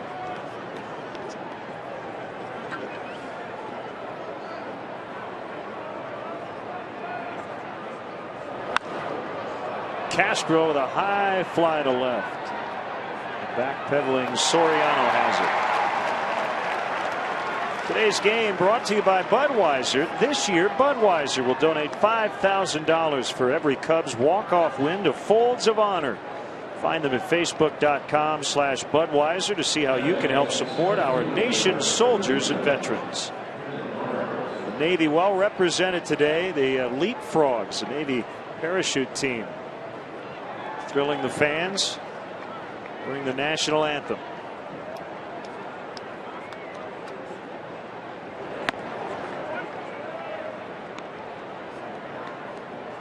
The Air and Water Show coming up this weekend. I'm sure residents of the city are going to be well aware of that in the next couple days as they start practicing. Glad to have him here today.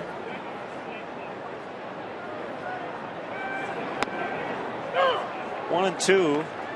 More bounce in Germano's step now with a 5-run lead. He's going right at him.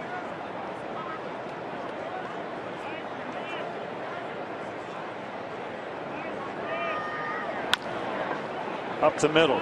Valbuena will backhand. Jump throw to first. Almost got him. Barnes beat it out for an infield hit.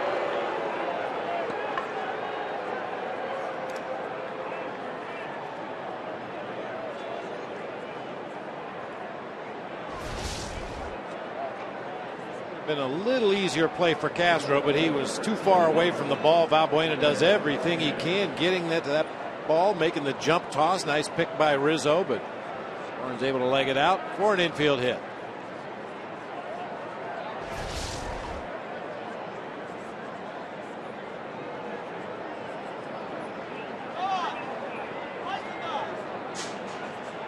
Fernando Martinez, strike one. He hit 6th inning 3-run shot of Lendy Castillo last night.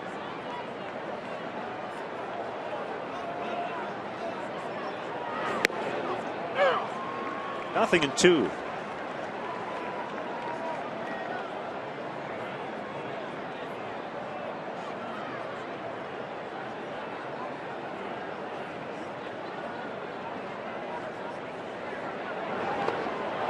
Swing and a miss on a pitch in the dirt to end the inning. Good shutdown inning as the Cubs lead 6-1.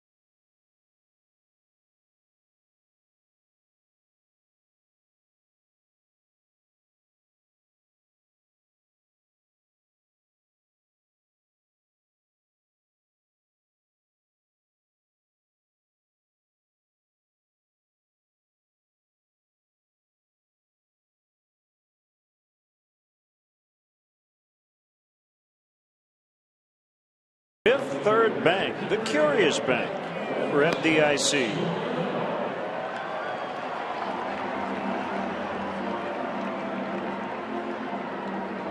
Chucky Fick came on and needed one pitch to get 2 outs to get out of the 4th inning after replacing the injured Bud Norris.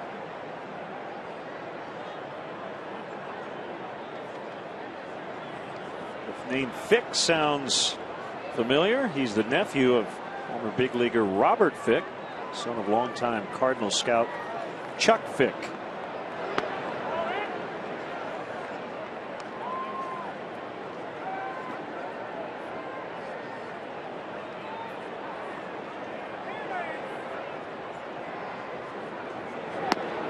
So do you call high heat from him Chuck E. Cheese? Oh, I like it.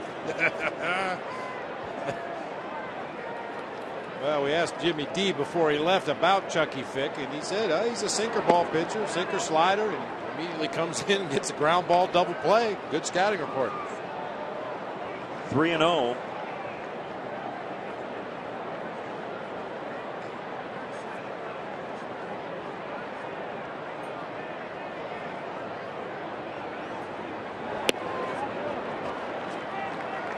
Ball 4. Soriano has walked twice.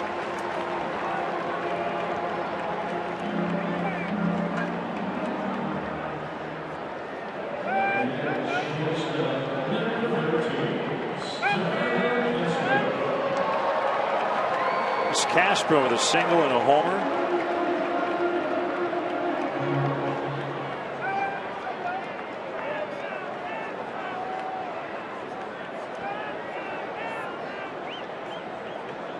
That is his second 2-walk game of the year for Soriano.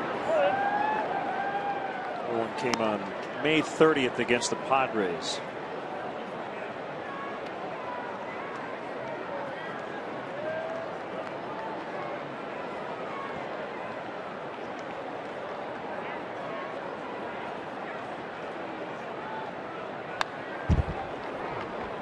Let's take a look at our Nissan drive of the game.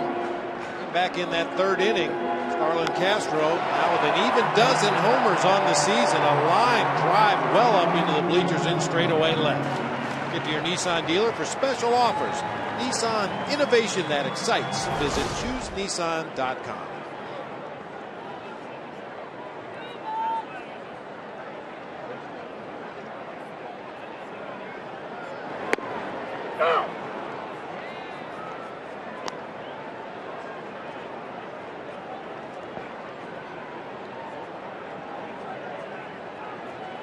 Got word Bud Norris a left foot bruise. That hard shot off the bat of Josh Bitters. Castro chases this one, can't get it. Strike 3.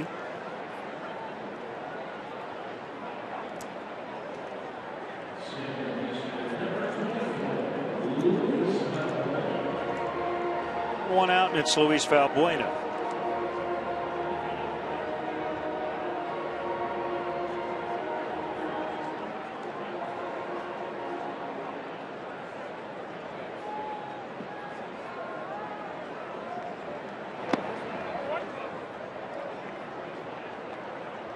Got a tweet from Mike Delaney. Has a team ever run 3 straight starters with consecutive double letters in their last name? Galarraga, 2 R's. Harrell, 2 R's. I think 2 L's too. Norris with 2 R's. Mike, I'm going to say I have no idea. Second half, I have no idea either. Red Jackson trying to sneak up as close to home plate as he can in that 3rd base on deck circle to try to get a look at Chucky Fick's delivery.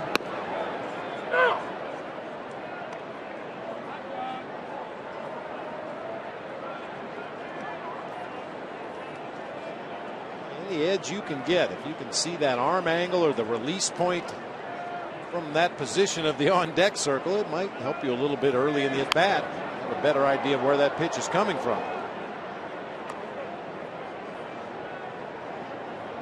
Todd Helton used to do that a lot. He's done for the year after hip surgery.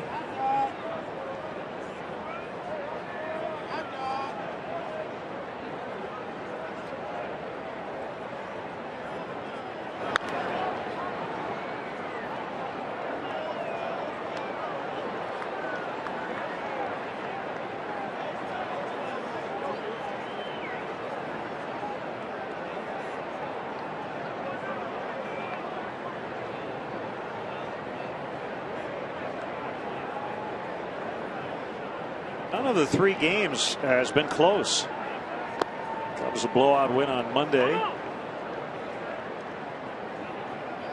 10-1 Houston last night. 6-1 Cubs here in the 5th today.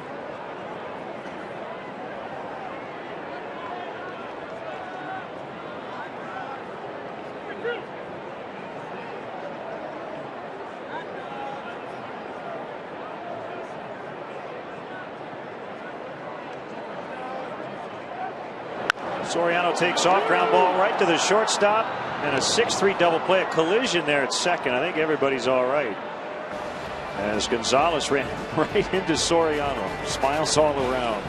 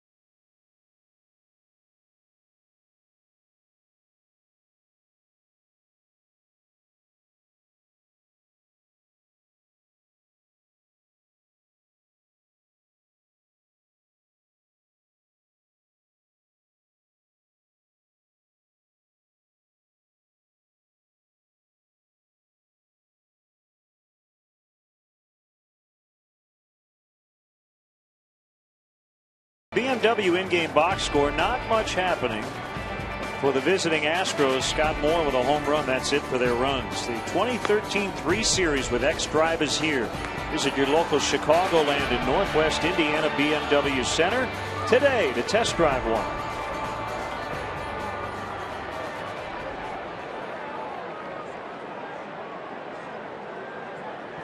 Astros will have the top of their lineup against Justin Germano.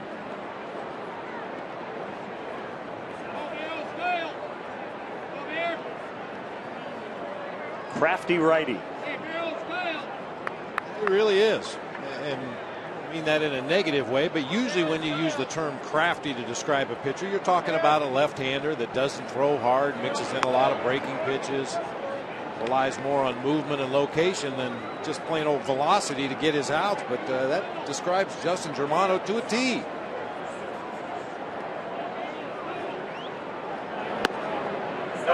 Germano's from Southern California. We talked about his journeys throughout the minor leagues, a few stops in the big leagues. Also pitched in Japan in 2009 and spent the second half last year with Samsung of the Korea Baseball Organization. They went on to win the championship.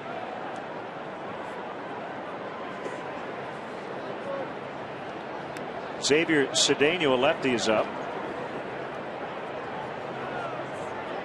Germano spent a little time in the minor leagues in Japan. Pretty interesting, Bob. He said there's one team, but they're like 100 guys, so you've got like a whole minor league system in one place as opposed to several different affiliates. I wasn't aware of that. On a hop, Valbuena will throw, but no chance. Altuve with a leadoff single, his second hit, and let's step aside and see what's coming up on WGN.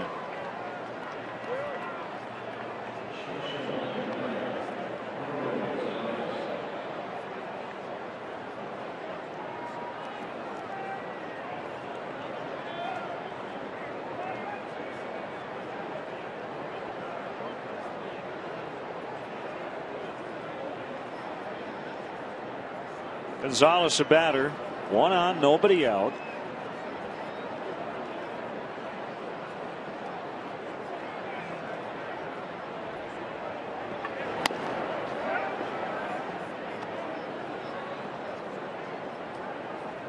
Marlins finally got on the board in big time after 3 consecutive shutouts. They beat the Phillies today 9-2. At the scoreless drought of 31 innings. Rizzo will pick it up. They get 1. They get 2. 3-6-1. A double play. That's what the Cubs were working on yesterday in those defensive drills before batting practice. That very play right there with the pitcher covered. Boy, rarely do you see it executed as smoothly as the Cubs were able to do it right here. Rizzo shuffling off the bag, has to move farther to his right to make the play, and Justin Germano never hesitated, got off the mound quickly, ends up standing on first base waiting for the throw. A lot of times you have to hit a moving target as that pitcher gets over to cover the bag at first, but that time Germano was waiting on the delivery. So 2 down, nobody on. And Pierce takes it outside. So the Marlins got to a franchise record 30 consecutive scoreless innings before Greg Dobbs knocked in their first run. Mark Burley got the win. 12 consecutive years of double-digit victories. He's 10-11.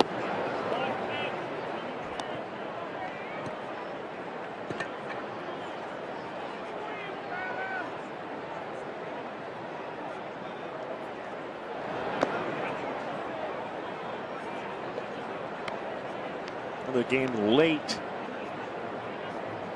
They go to the 9th in Minnesota. The Tigers lead the Twins 5-1. Miguel Cabrera with his 30th homer. Delman Young has hit number 13 for Detroit. Tigers 2 back of the White Sox. They're in Toronto again tonight.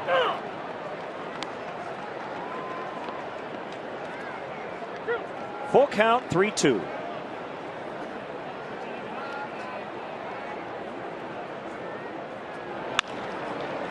We hit ground ball to his glove side. It's Castro, and that's the inning.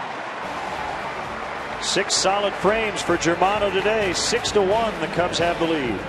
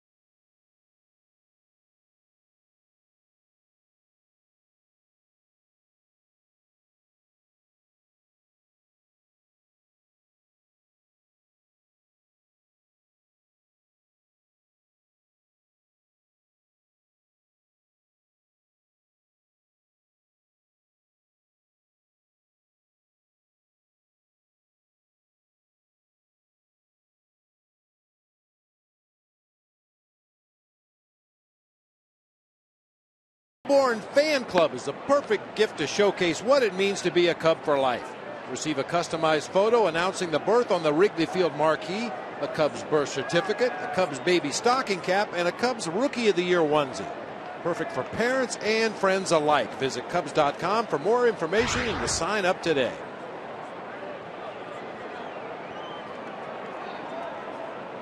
Cubs wrapping up a homestand, trying to make it a 3-4 week here at Wrigley. Next road trip starts Friday night in Cincinnati. 4 games in 3 days, and then up to Milwaukee. The Brewers rosters changed a fair amount since the last time we saw them.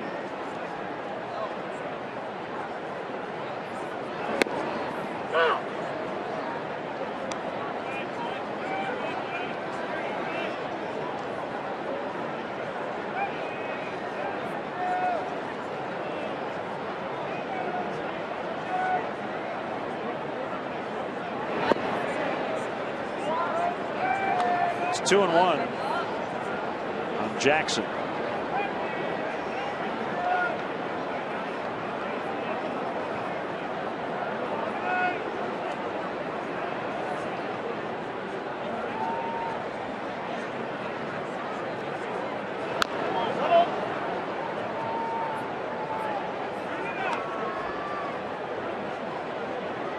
It's been a tough year for the Brewers, but it's pretty remarkable. Surprising, whatever the word you want to use it. Well, John Axford and K-Rod have struggled so much, and neither guy's been able to hold down the 9th inning. They've been using Jim Henderson,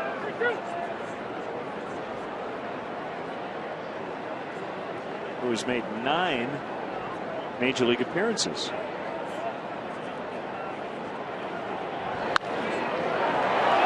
It's into the right field corner for Brett Jackson. Be held at second. That's a double. He had 2 hits in his major league debut, had really scuffled since. In fact, he was just 2 for 24 over 7 games in between. 2 more hits today. That is just awesome. Middle of the plate fastball down a little bit. With a top spin liner just over the head of the first baseman, hit the sidewall. If that ball rolls all the way down in the corner, he gets another triple.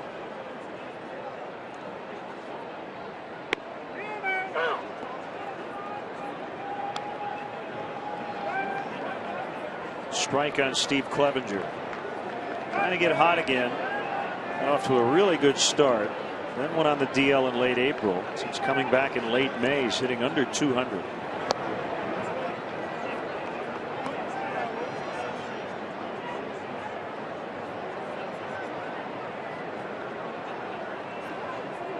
Steven Strasburg on the mound today for the Nationals. His teammates gave him a couple of first inning runs.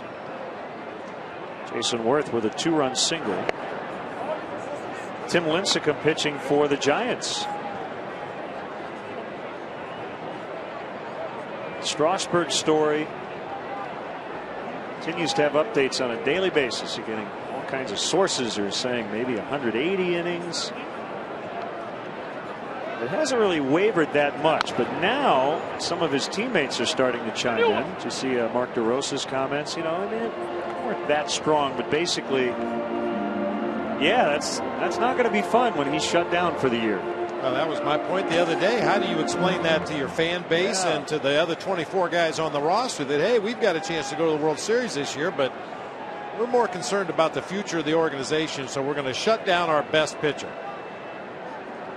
Tough pill to swallow for some veteran guys that may not be around the game much longer. This could be their last chance.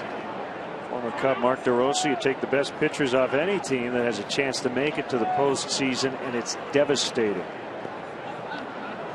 Into action today, Strasburg with 133 innings. A DeRosa quote in USA Today.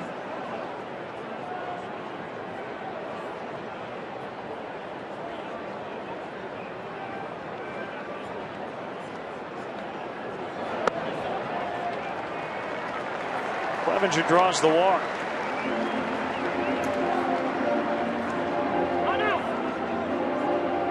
Here comes Brad Mills.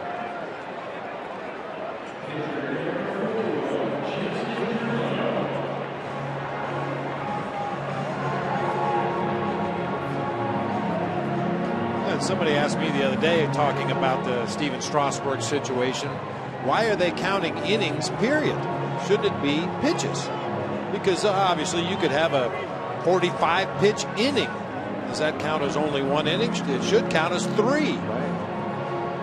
I think they're a little fluid in when the limit will be, but 180 innings is what they're speculating would be the top end for Strasburg. Well, I kind of know where you stand on this, and I know you're a big fan of Mike Rizzo's. I'm kind of on the other side. They said it early in the year that this is what they were going to do, and I will give him a ton of credit if he sticks with it. It would be very easy to not and to change. This game's all about adjustments, though. Sometimes the general manager might have to make an adjustment. Germano bunts, and it's going to be foul. I mean, believe me, Len, I understand this is a once-in-a-lifetime talent in Steven Strasburg. You're talking about a pitcher the likes of which you see, one every 10, 15 years, a guy come along like a Steven Strasburg. So certainly I understand his value to their organization moving forward. But I also sympathize, like I said, with the other 24 guys on the roster. This could be the only chance they get to go to the postseason, and to do it without your horse, that's going to be tough.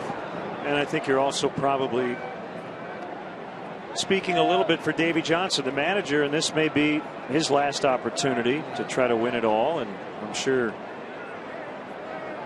Davey would like to have all of his horses available.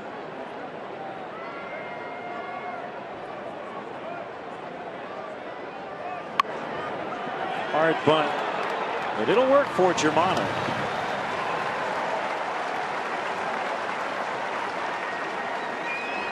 Well, here's why I give Mike Rizzo a lot of credit based on what he says is going to happen at this point. If they shut him down before the playoffs start and they don't win the World Series, whenever they finish, many people will say they didn't win because Strasburg was shut down. So he's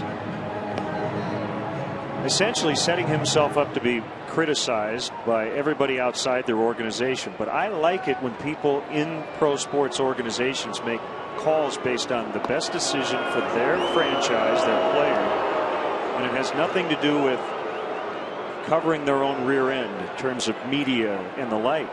And Mike Rizzo stepped out. He said, it's not the owner, it's not the manager, this is me. And if it hurts my reputation, so be it, but I'm the one making the call.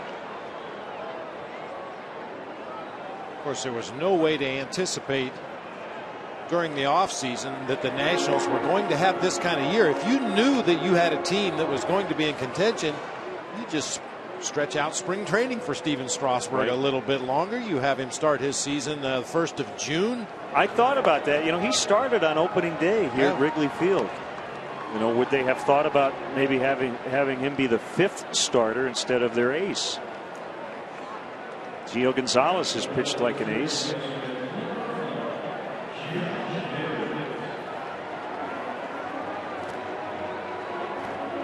We will see the Nationals coming up in Washington, D.C.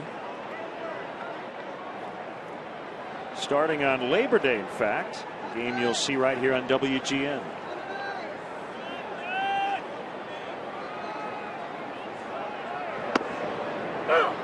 DeJesus gets the intentional walk. Bases loaded. You see why they are where they are. Best record in baseball.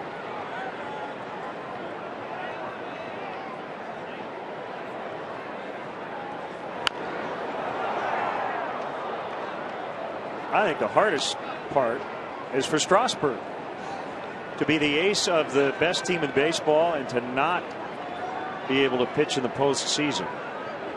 It will be a tough pill to swallow. I heard somebody say he already had the surgery. Tommy John. Nice stop that time by Jason Castro behind the plate. Had to leap to his right over into the left-handed batter's box to keep that one from going to the bricks. Vic has a little bit of a low 3/4, nearly sidearm delivery. Pulls that slider way over into the left-handed batter's box. Well, I will say this. I'm sure Mike Rizzo would tell you it's a really good problem to have. Call strike 3 to get Vitters for the second out.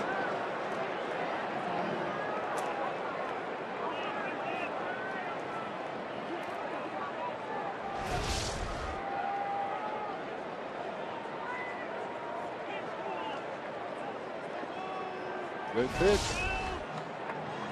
Brad Mills will bring in the left-hander. Bases loaded. Rizzo coming up. We'll be back.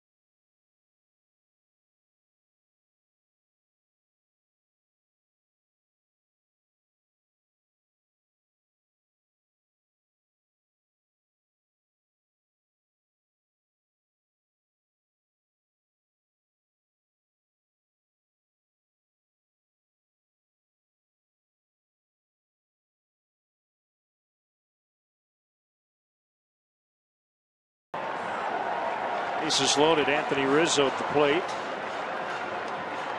Cedeno with an inning and a third gave up a run on Monday night.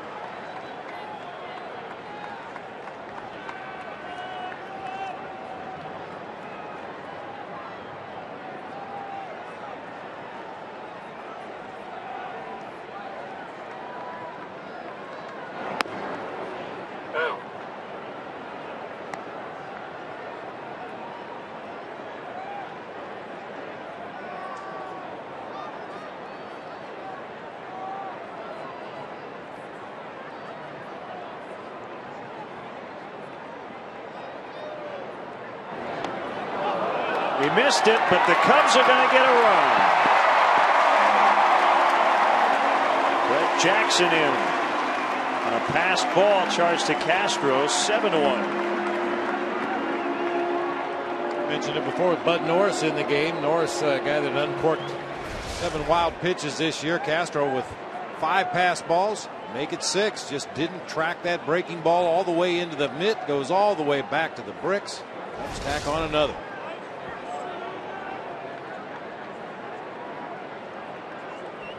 Talk a lot about pitchers with late movement. It's tough on hitters, but it can also be tough on catchers. You really concentrate on staying on that pitch all the way into the glove. Rizzo strikes out and the inning's over, but they had a run on the pass ball. 7-1.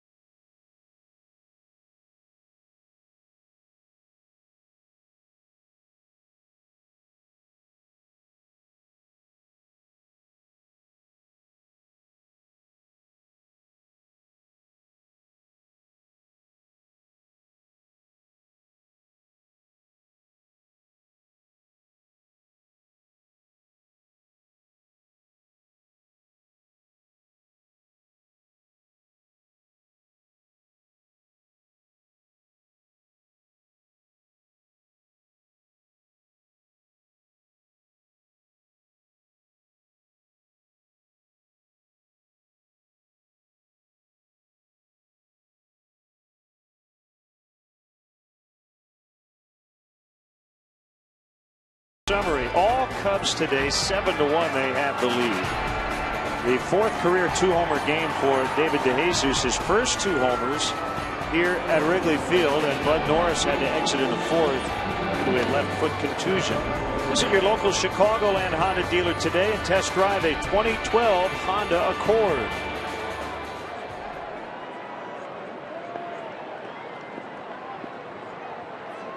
Ryan Bogusevic, Chicago area native, will pinch hit for Cedeno.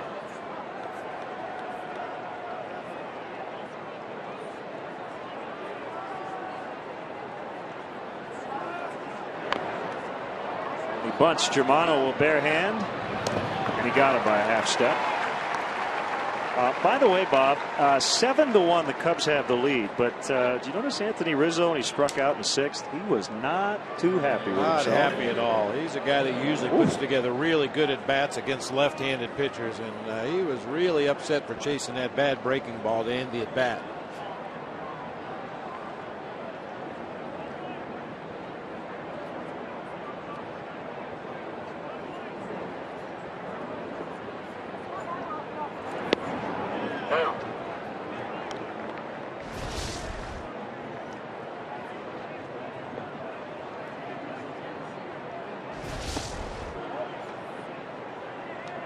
As Vince Scully would say, blink.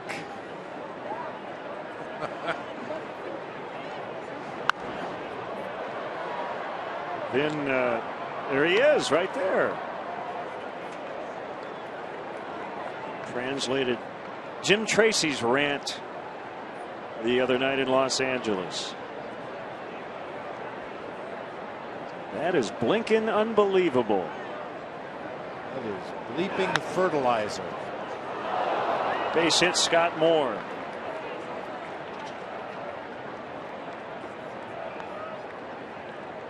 Big series for Scotty Moore coming back here to Wrigley Field. 3 extra base hits in the ball game last night, including a homer, another home run today, and now a single into right field.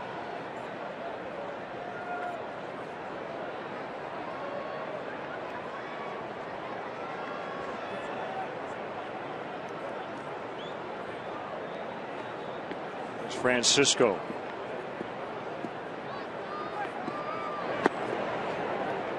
You know, and going back to the Rizzo being upset about the at bat, that's an interesting one, and I think it's why guys, it's Manny Corpus and James Russell up. So not a pitcher yet, do a lot, but not going to move him to the bullpen just yet. I think you need to allow guys to do that, kind of vent their frustration and move on. You talked about letting it go. And the other part of it is you don't want guys brooding about at-bats or their performance after you win. And Anthony's not the kind of guy to do that. So you have the 5 seconds of basically cursing at yourself, and then that's it. It's gone. There you go. Move along. Yep. Can't bring it back. Can't change it now. Just try to be better next time. 3-1.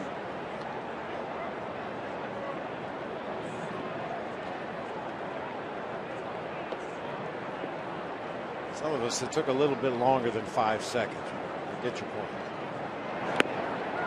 Foul tip, 3-2. I'm still mad about some of the at-bats I had against Jim Deshaies.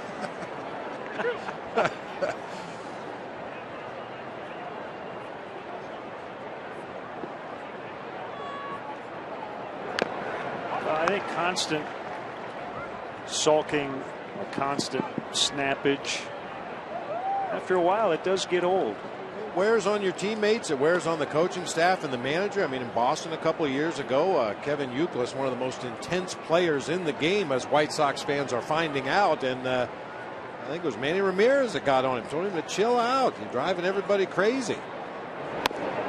Ball 4. Tickets are available for the remainder of the 2012 Cubs season, including the next homestand against the Rockies, the Brewers, and the Giants, beginning August 24th right here at Wrigley Field. To purchase tickets, visit Cubs.com, call 1-800-THE-CUBS, or visit the Wrigley Field box office. I'll tell you about Justin Germano and how well he's pitched today. His fastball's been 85-86. But that's his first walk. It's not as if he has been nibbling to the point of walking guys. They'll sway him out to talk with him, and I think he's made the call just yet. Now he does for the left-hander James Russell. 7-1 Cubs in the 7th.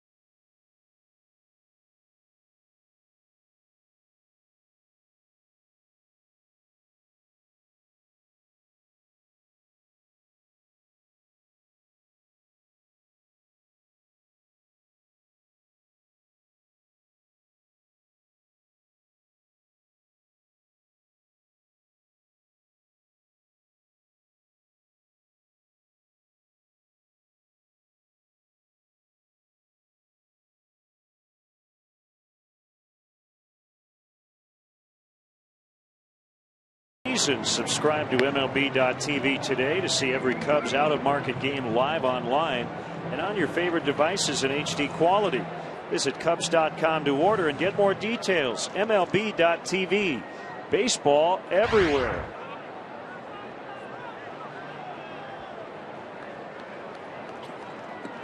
Here's the lefty James Russell. Swain singing his praises today. And he's thrown strikes. And the other team beat him with hits, not handing out free bases. It was Castro. First and second, one away. Cubs lead by 6.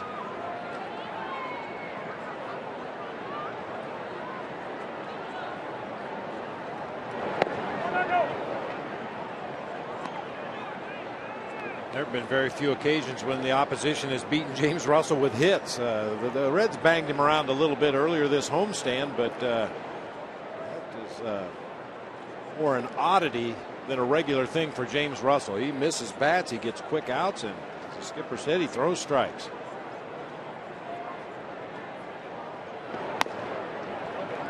And it's 2-0. Yeah, of course. Right on cue.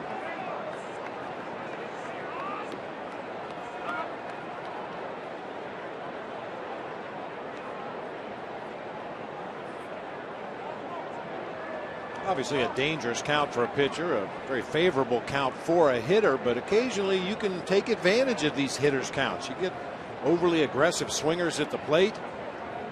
You'd like to throw a strike, but you want to make it a quality strike. Like that, right on the outside corner. We've talked about it pretty much all season long. That particular pitch, you want the opposing hitters to swing at that fastball at the knees on the outside corner. That's going to result in weak contact, possibly an easy out.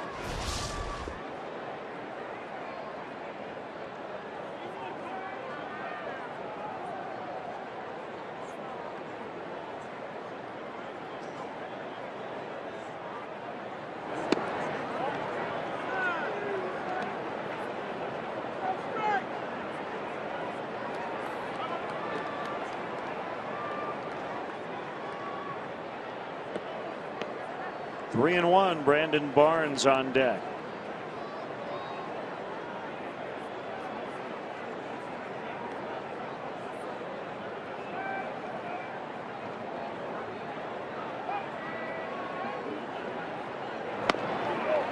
You're loaded.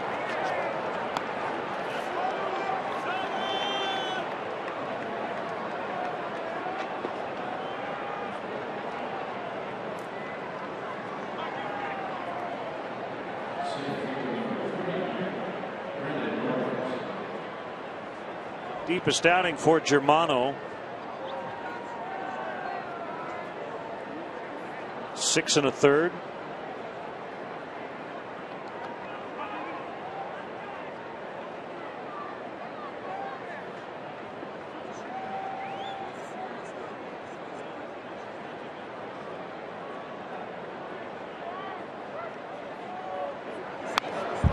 Swing by Barnes. It's been our first look at Brandon Barnes in this series. I'll tell you one thing, he does not get cheated. He takes a vicious hack up there.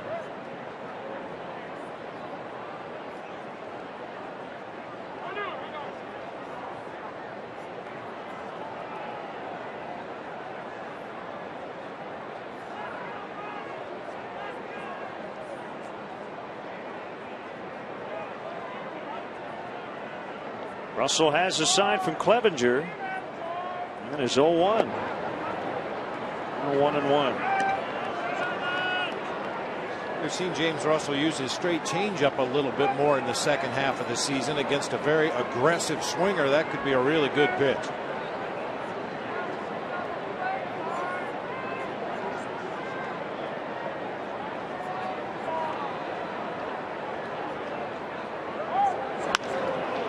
Line, and that actually hit the dirt. So they'll get one. Relay not in time. Runner heading to third. Tag will be applied there. And that'll end the inning.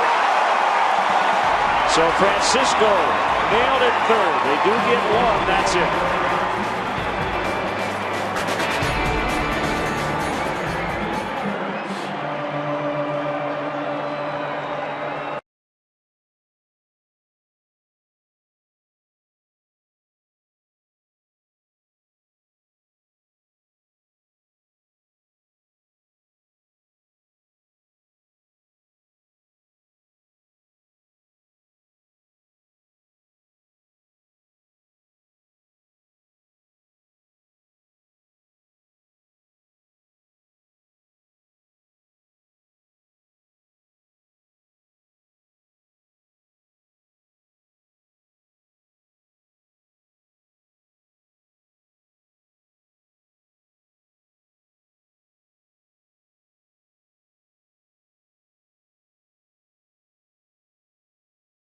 You're out at the O ball game.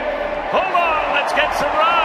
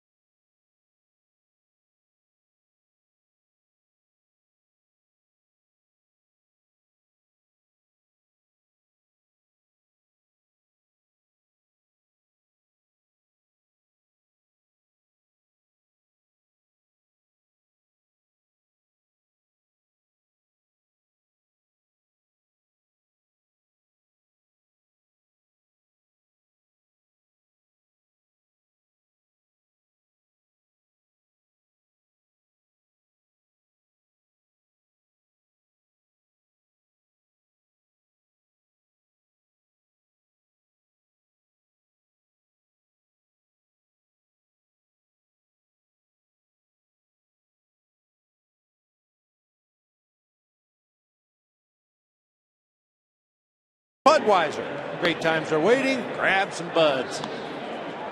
Lead the theme to square pegs. Yeah. There you go. Well, James Russell got it done. They did get a run. But a bizarre end to the top of this inning. As Ben Francisco kind of got caught in no man's land and was out advancing to third. That short hop, is it a line drive or is it a ground ball? Really confusing the base runners that time and confusing one analyst. I thought Castro caught that ball in the air initially and couldn't figure out why we were having the extra throw, but as it turns out, Anthony Rizzo had his head in the game a lot more than I did. Mickey Story.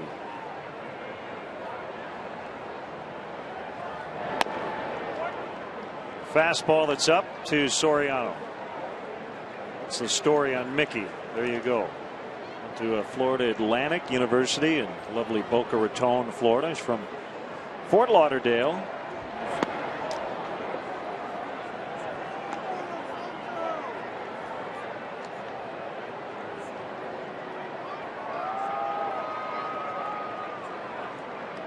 Story was a 31st round pick of the Oakland A's in 2008. This is a play that ended that last half inning. The bases loaded, low line drive hit toward shortstop. You can see the runner at second base had his back to the play. He didn't see what happened with Starlin Castro, and now he's out in the middle of nowhere. Fortunately, Anthony Rizzo did have his head plugged into the game and throws across the diamond for the final out. Guess I'm wondering. Okay, Francisco thought Castro caught it, got back to second safely. Or what actually happened, that it was a ground ball and he was still safe at second. Yeah, I guess I can see his confusion. Yeah. Once it becomes a ground ball, he's thinking, I got to run. Swing and a miss.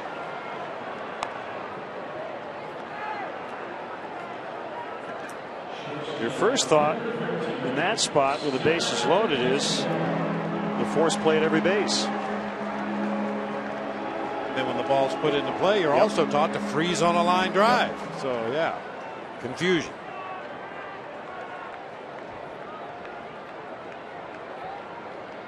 Still trying to figure it out.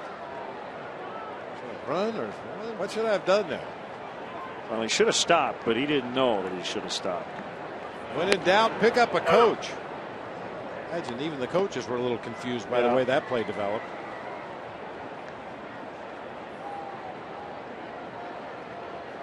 Hey, you think about it, you got two guys running to second base, the guy from first and the guy who's already on second. Castro into left. That's his third hit today. We needed an afternoon like this. Single homer double in 4 at bats.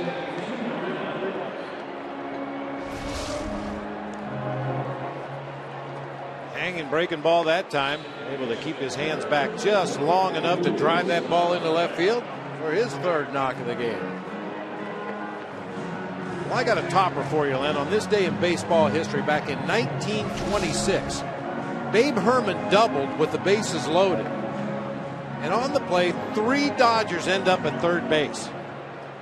The runner from second had rounded third and for whatever reason stopped and went back to the bag. Maybe he missed it. The runner from first rounds second. He goes to third. And in the meantime, Babe Herman, who had been watching the flight of the ball, just kept running. He slid into third base. 3 Dodgers on the bag at the same time. Good example of how things can get a little confusing. Yes, they can.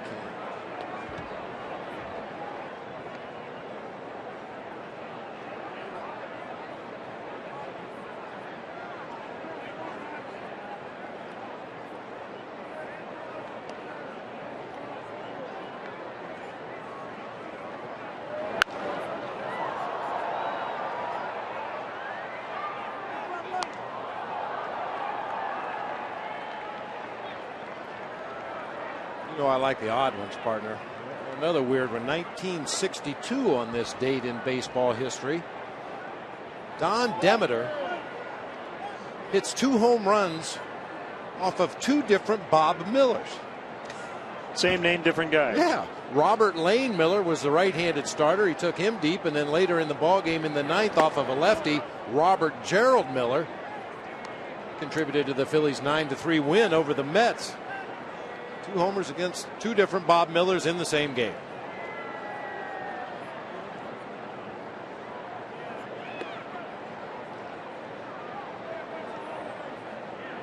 Didn't Bobby J. Jones and Bobby M. Jones pitch on the same staff for a while with the Mets? Mets.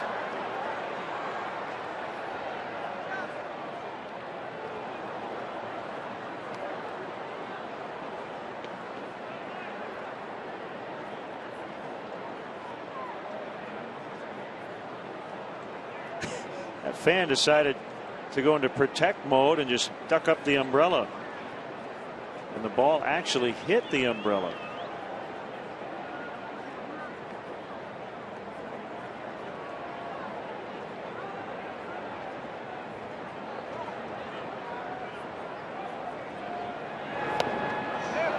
Another one gets past Castro.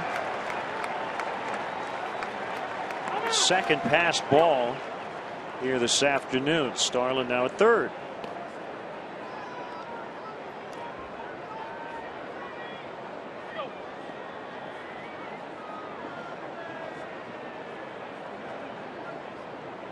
It's for the shade. No rain in sight. Shade and potential foul balls that may come that way again.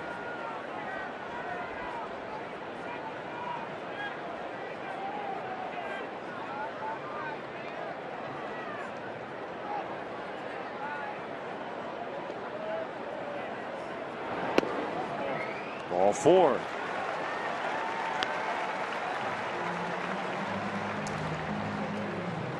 Valbuena on for the second time, and now Brett Jackson, who's had a good day. A triple and a double.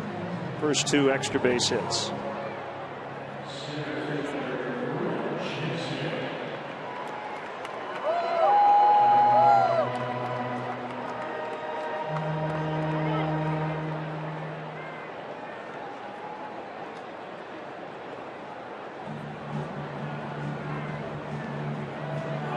Nobody up in the Astros bullpen, so Brad Mills out to impart some advice.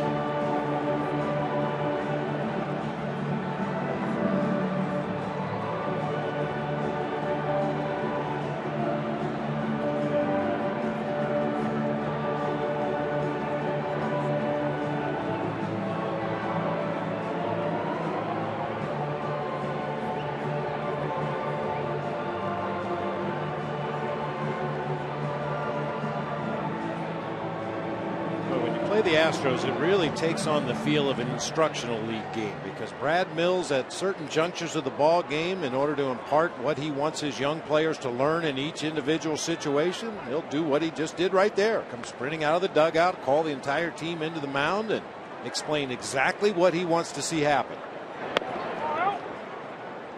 Ball 1 to Jackson.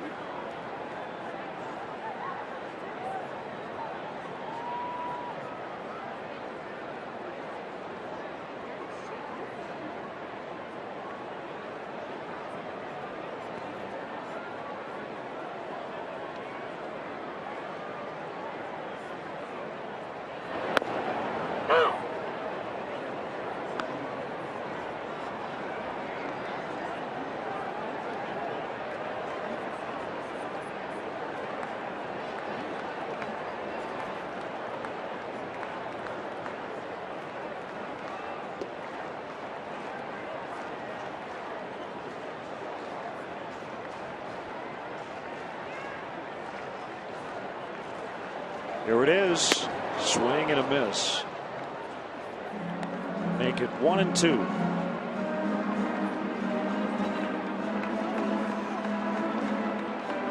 Story that time at Jackson way out in front of a straight changeup. He comes right back to it again.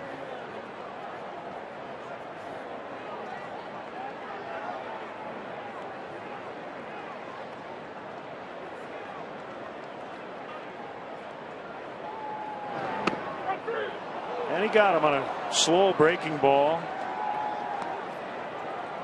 2 down. Similar to the Justin Germano curveball we saw earlier in the game. Off speed at 70 miles per hour, just nips that outside edge of the zone. So both outs in the inning, strikeout. Soriano to start it. Jackson for out number 2, and here's Clevenger. 0 for 1, but he's walked twice.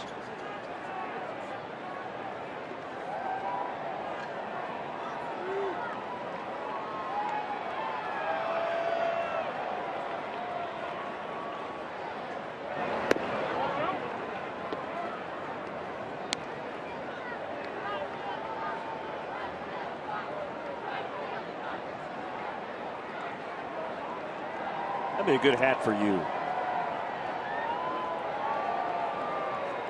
A big fan of the hat.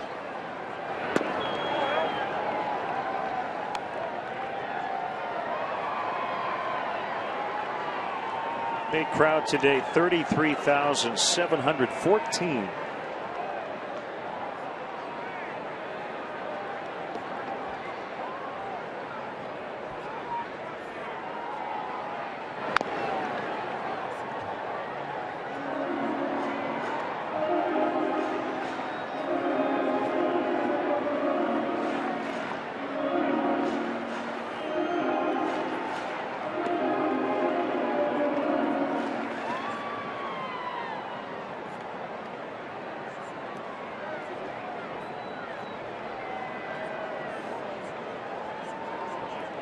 Story with a 2-1. Comes back to that curveball, misses the outside edge. 3-1.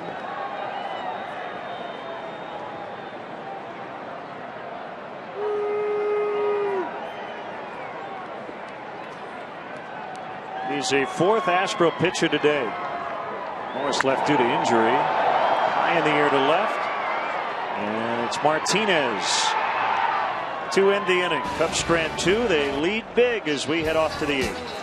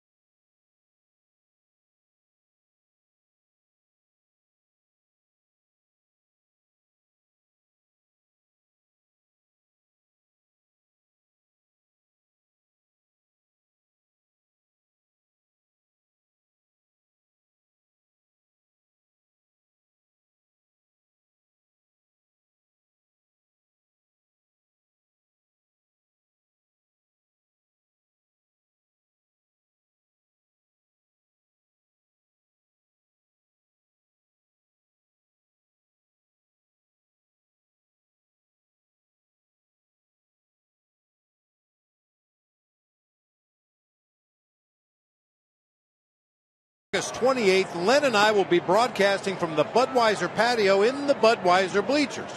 Want to join us? Well, just send in a postcard with your name, age, address, email, and phone number to WGN TV Budweiser Patio with Len and Bob. The address is 2501 West Bradley Place, Chicago, Illinois 60618. One lucky winner will get to bring 3 guests and sit alongside us in the Budweiser patio. For more info, go to WGNTV.com/contest. James Russell came back out, warmed up, but then Brad Mills went to a pinch hitter. Tyler Green for Martinez.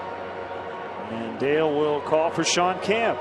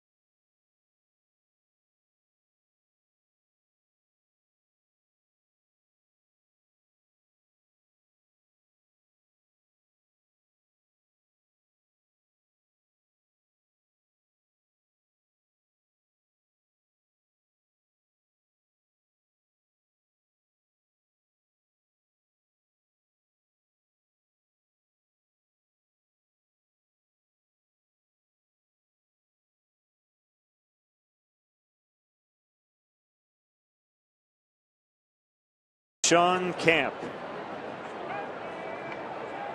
This is his major league leading 59th appearance of the year. 58 games before today, 58 innings pitched, 58 hits surrendered.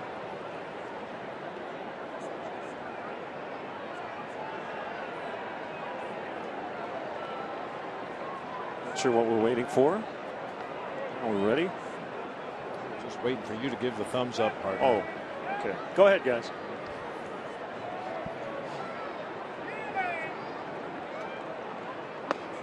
A strike on Tyler Green.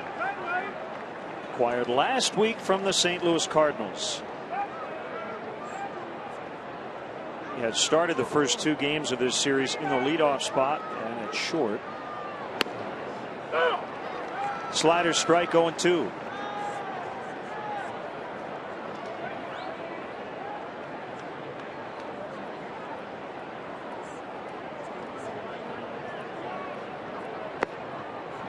Happy 28th anniversary. Brent and Tracy Shipley here today from Spring, Texas. They're actually Astros fans, but they've set their DVR to WGN.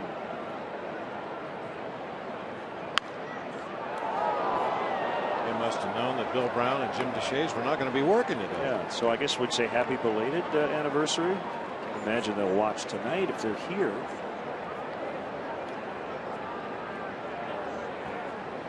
We're visiting Chicago from Spring, Texas. So just get out on the town, leave the TV off.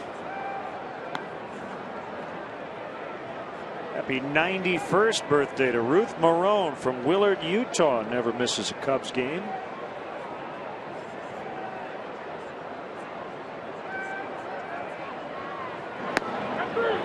Called strike 3 on a slider.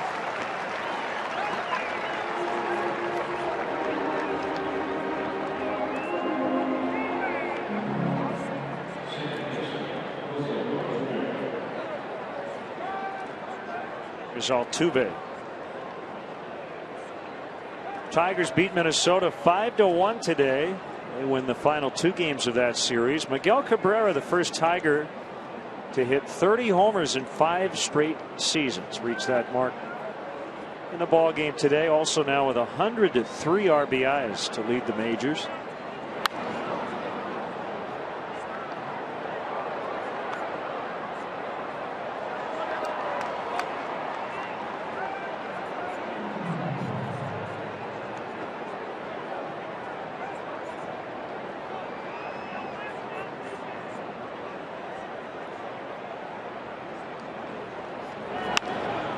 Three hits for Altuve.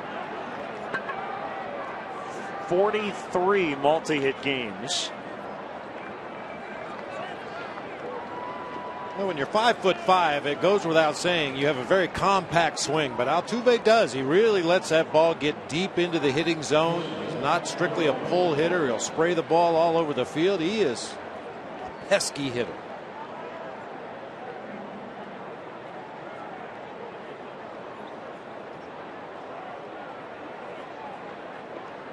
Guys like that are pesky because there's no easy way to pitch him. He's quick enough to pull a fastball in, but if you happen to fool him, he can inside out that ball and hit it to right field. There's just really no easy way to get him out. And when he swings, he only misses the ball about 11% of the time. Ranking 7th in the National League in that contact percentage.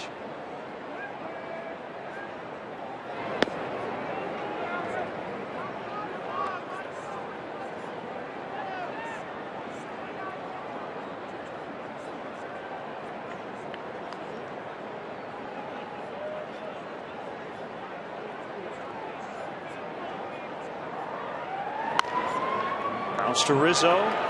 They'll get one. Relay throw. They got it. Rizzo with a nice stretch. 3-6-3. Rough day for Gonzalez. His 3rd double play.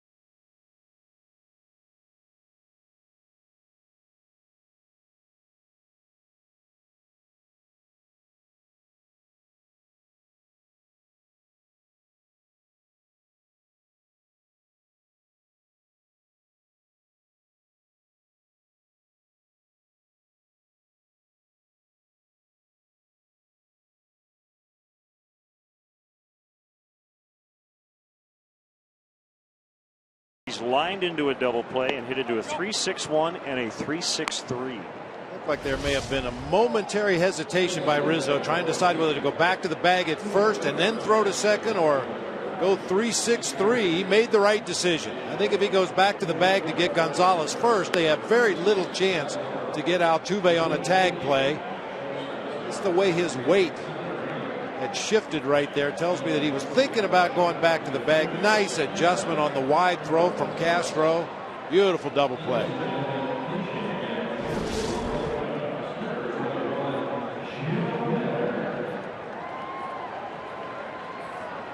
There's Joe Mather batting for Camp.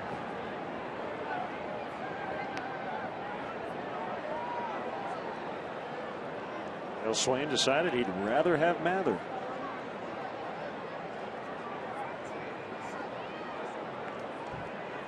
Pitch, foul straight back.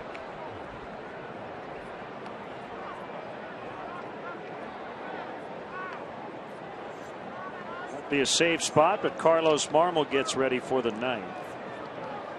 Mather 3 for 20 with a home run as a pinch hitter. 246 in his career with 3 home runs in the pinch.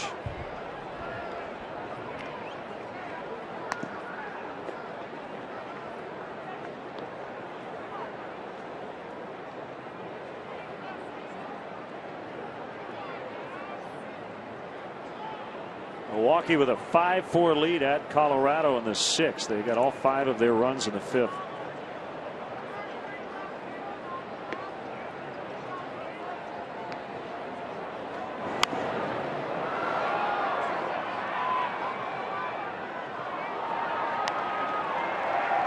Nationals leading at San Francisco 4-2. They play the top of the 4th. Danny Espinosa with a 2-run homer in that one.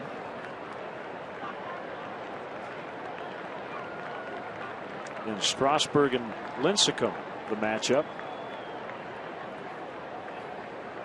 Good matchup in Pittsburgh of lefties tonight. Clayton Kershaw of the Dodgers. Wandy Rodriguez, the former Astro, swung on and missed, strike 3.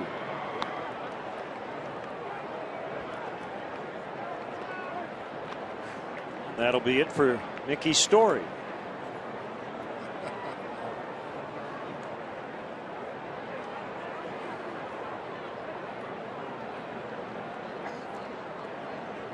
It is Wesley Wright coming on when we come back.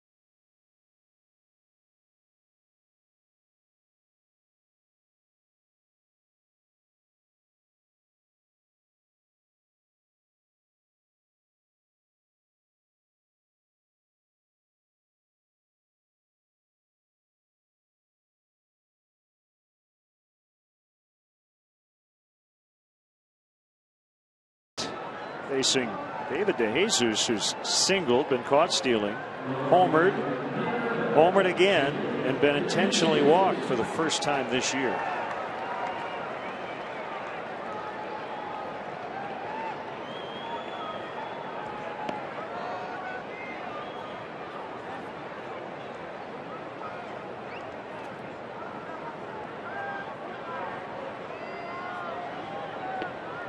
way these two managers are going about their business today, you'd think the standings were flipped upside down, but I mean, that's what you have to do. You're trying to look to the future of your organization, see how guys fit together best. Wesley Wright is a left-handed guy out of the bullpen. Here's the best left-handed hitter in the Cubs lineup today, so Brad Mills makes the change, even trailing by 5 runs late.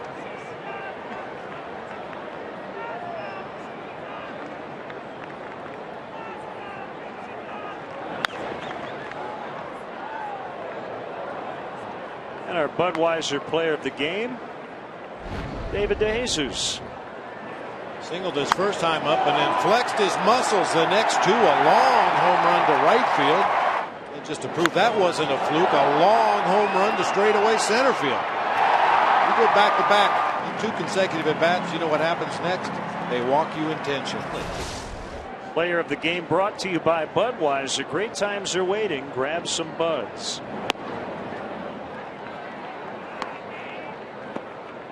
Again, David treating this at bat just like all those other plate appearances, even though his team's up 5.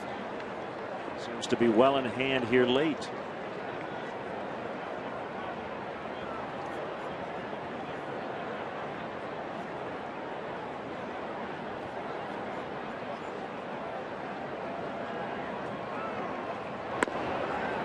It's a pitcher's strike on the outside corner.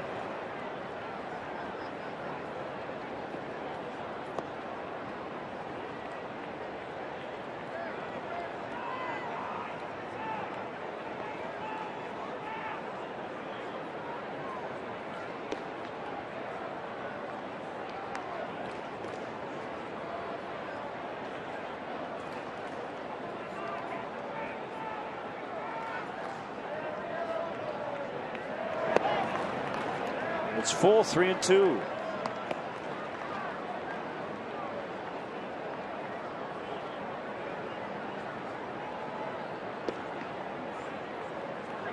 Fitters on deck.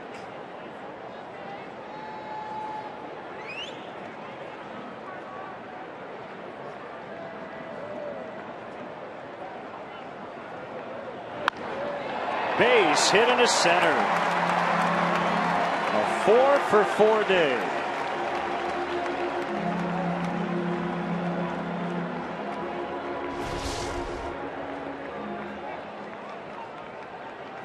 First hit for David DeJesus against the Astros left-hander. He had been 0-for-3 with a couple of strikeouts. I don't think he really minded that at bat. We're going to see the Astros a lot the rest of the year. David DeJesus knows he's going to have to face Wesley Wright again at some point. With a 5-run lead in the game, as you said, just grinding away like he does every at bat. Finally figures Wesley Wright out. He ties his career high, picks up his second 4-hit game this season. It's the second time in his career he's gone 4-for-4 against the Astros, however. Back in 2010 with Kansas City did it.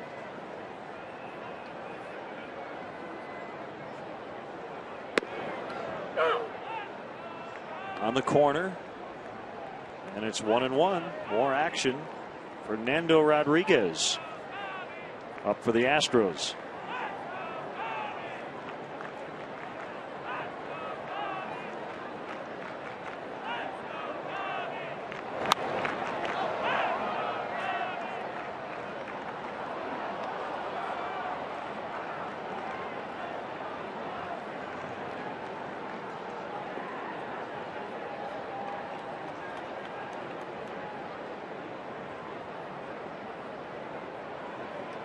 Alex Hernandez no hitting the Tampa Bay Rays through 6. 1-0 Seattle as they bat in the bottom of that inning.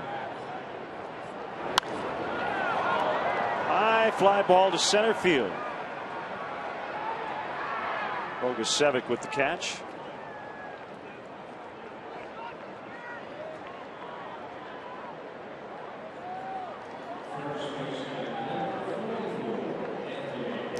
With 2 outs, it's Anthony Rizzo, who's still looking for that first hit today. A couple of strikeouts, a fly out, and a double play ball.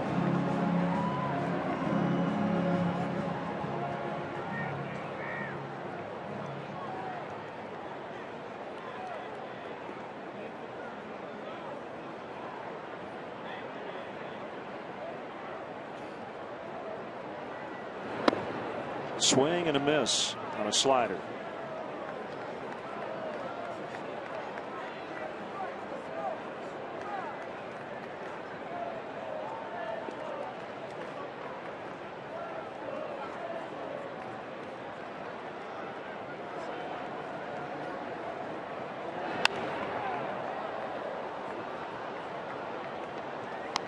Wesley Wright right on the heels of Sean Camp. This is his 58th appearance. Camp making his 59th today.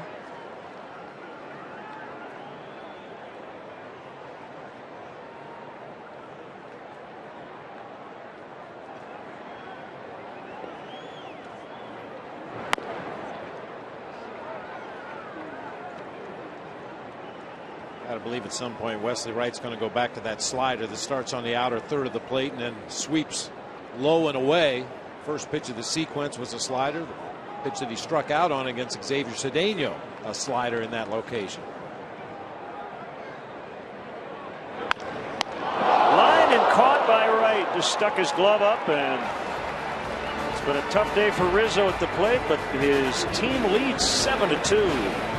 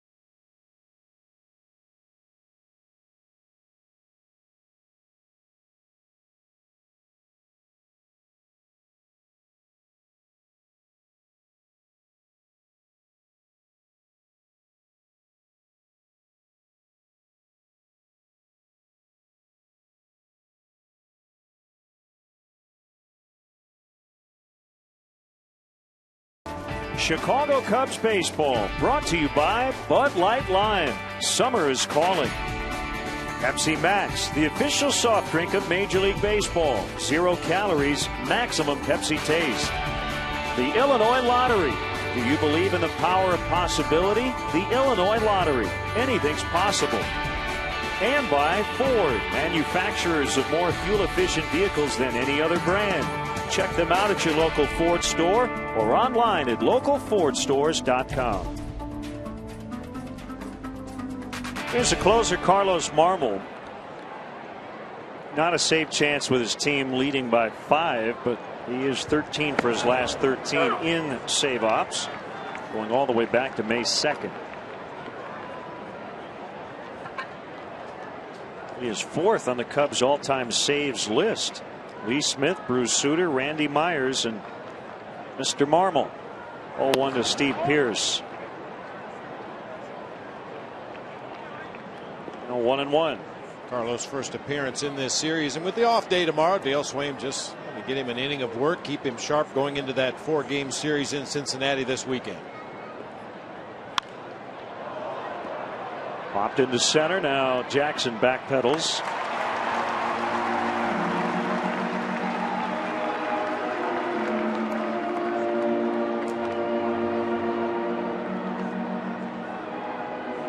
It's Bogus Sevic.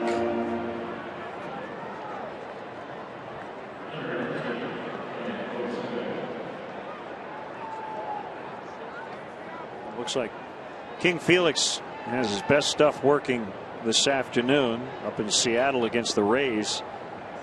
Pretty low pitch count into the 7th. Has not allowed a hit. We'll keep you posted.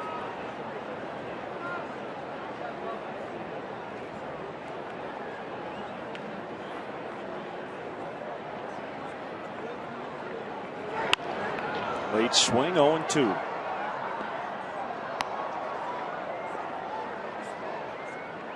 Hey, there's a little Dan Gladden. Got the batting gloves on, everything. Eye black, hair, ready to go. He's ready to run over a catcher.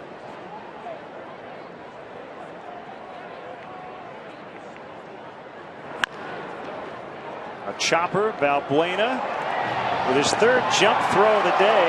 And he's 0 for 3, and he's upset with himself, but they're all hits.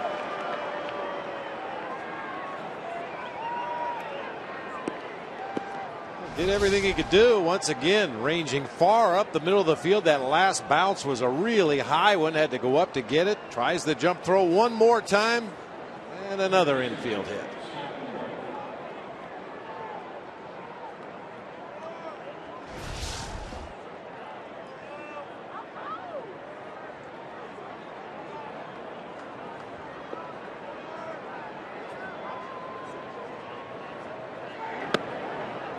Strike on Moore. A homer, a single in both Astros runs.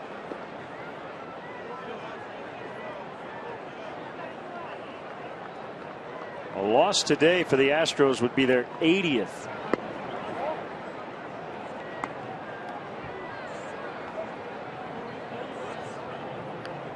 They're well on their way to the worst record in baseball for the 2nd straight year.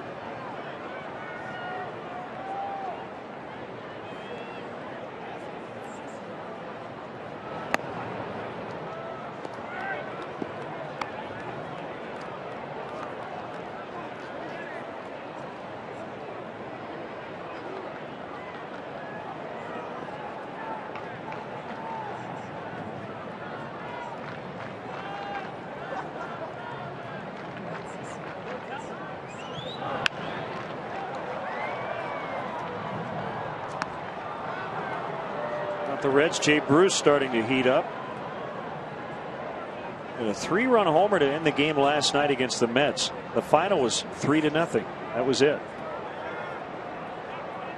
So the Reds have now won 4 in a row after their 5-game skid.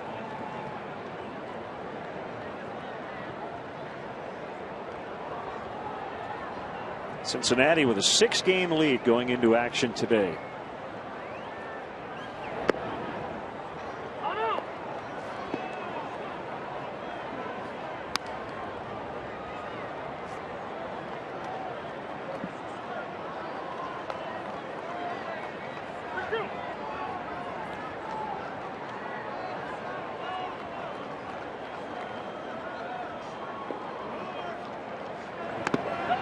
Got him. Clevenger looking for the ball. It was right in front of him. 2 outs. Pierce advanced to second. That's the worst one for a catcher. The ball was right underneath him, right between his feet. Reached across to the backhand side, tipped off his glove, hit the umpire in the shin guard, and dropped right down at his feet.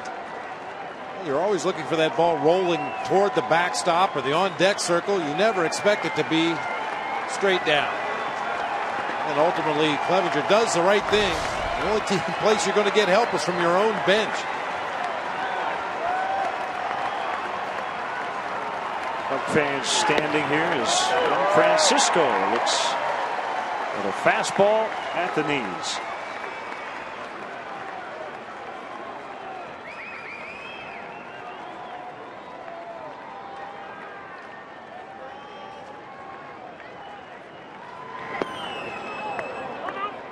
Gary Pressy, the Wrigley Field organist, about pushing that button for Go Cubs Go. We're an out away from that.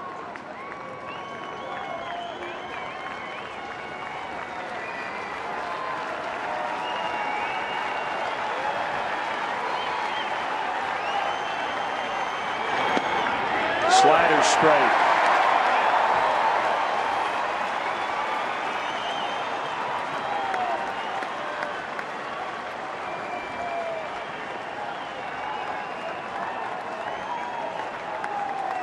Felix Hernandez actually a perfect game through 7 innings. Really? In Seattle. 1-2 on the way. Swung on and missed. Cubs win.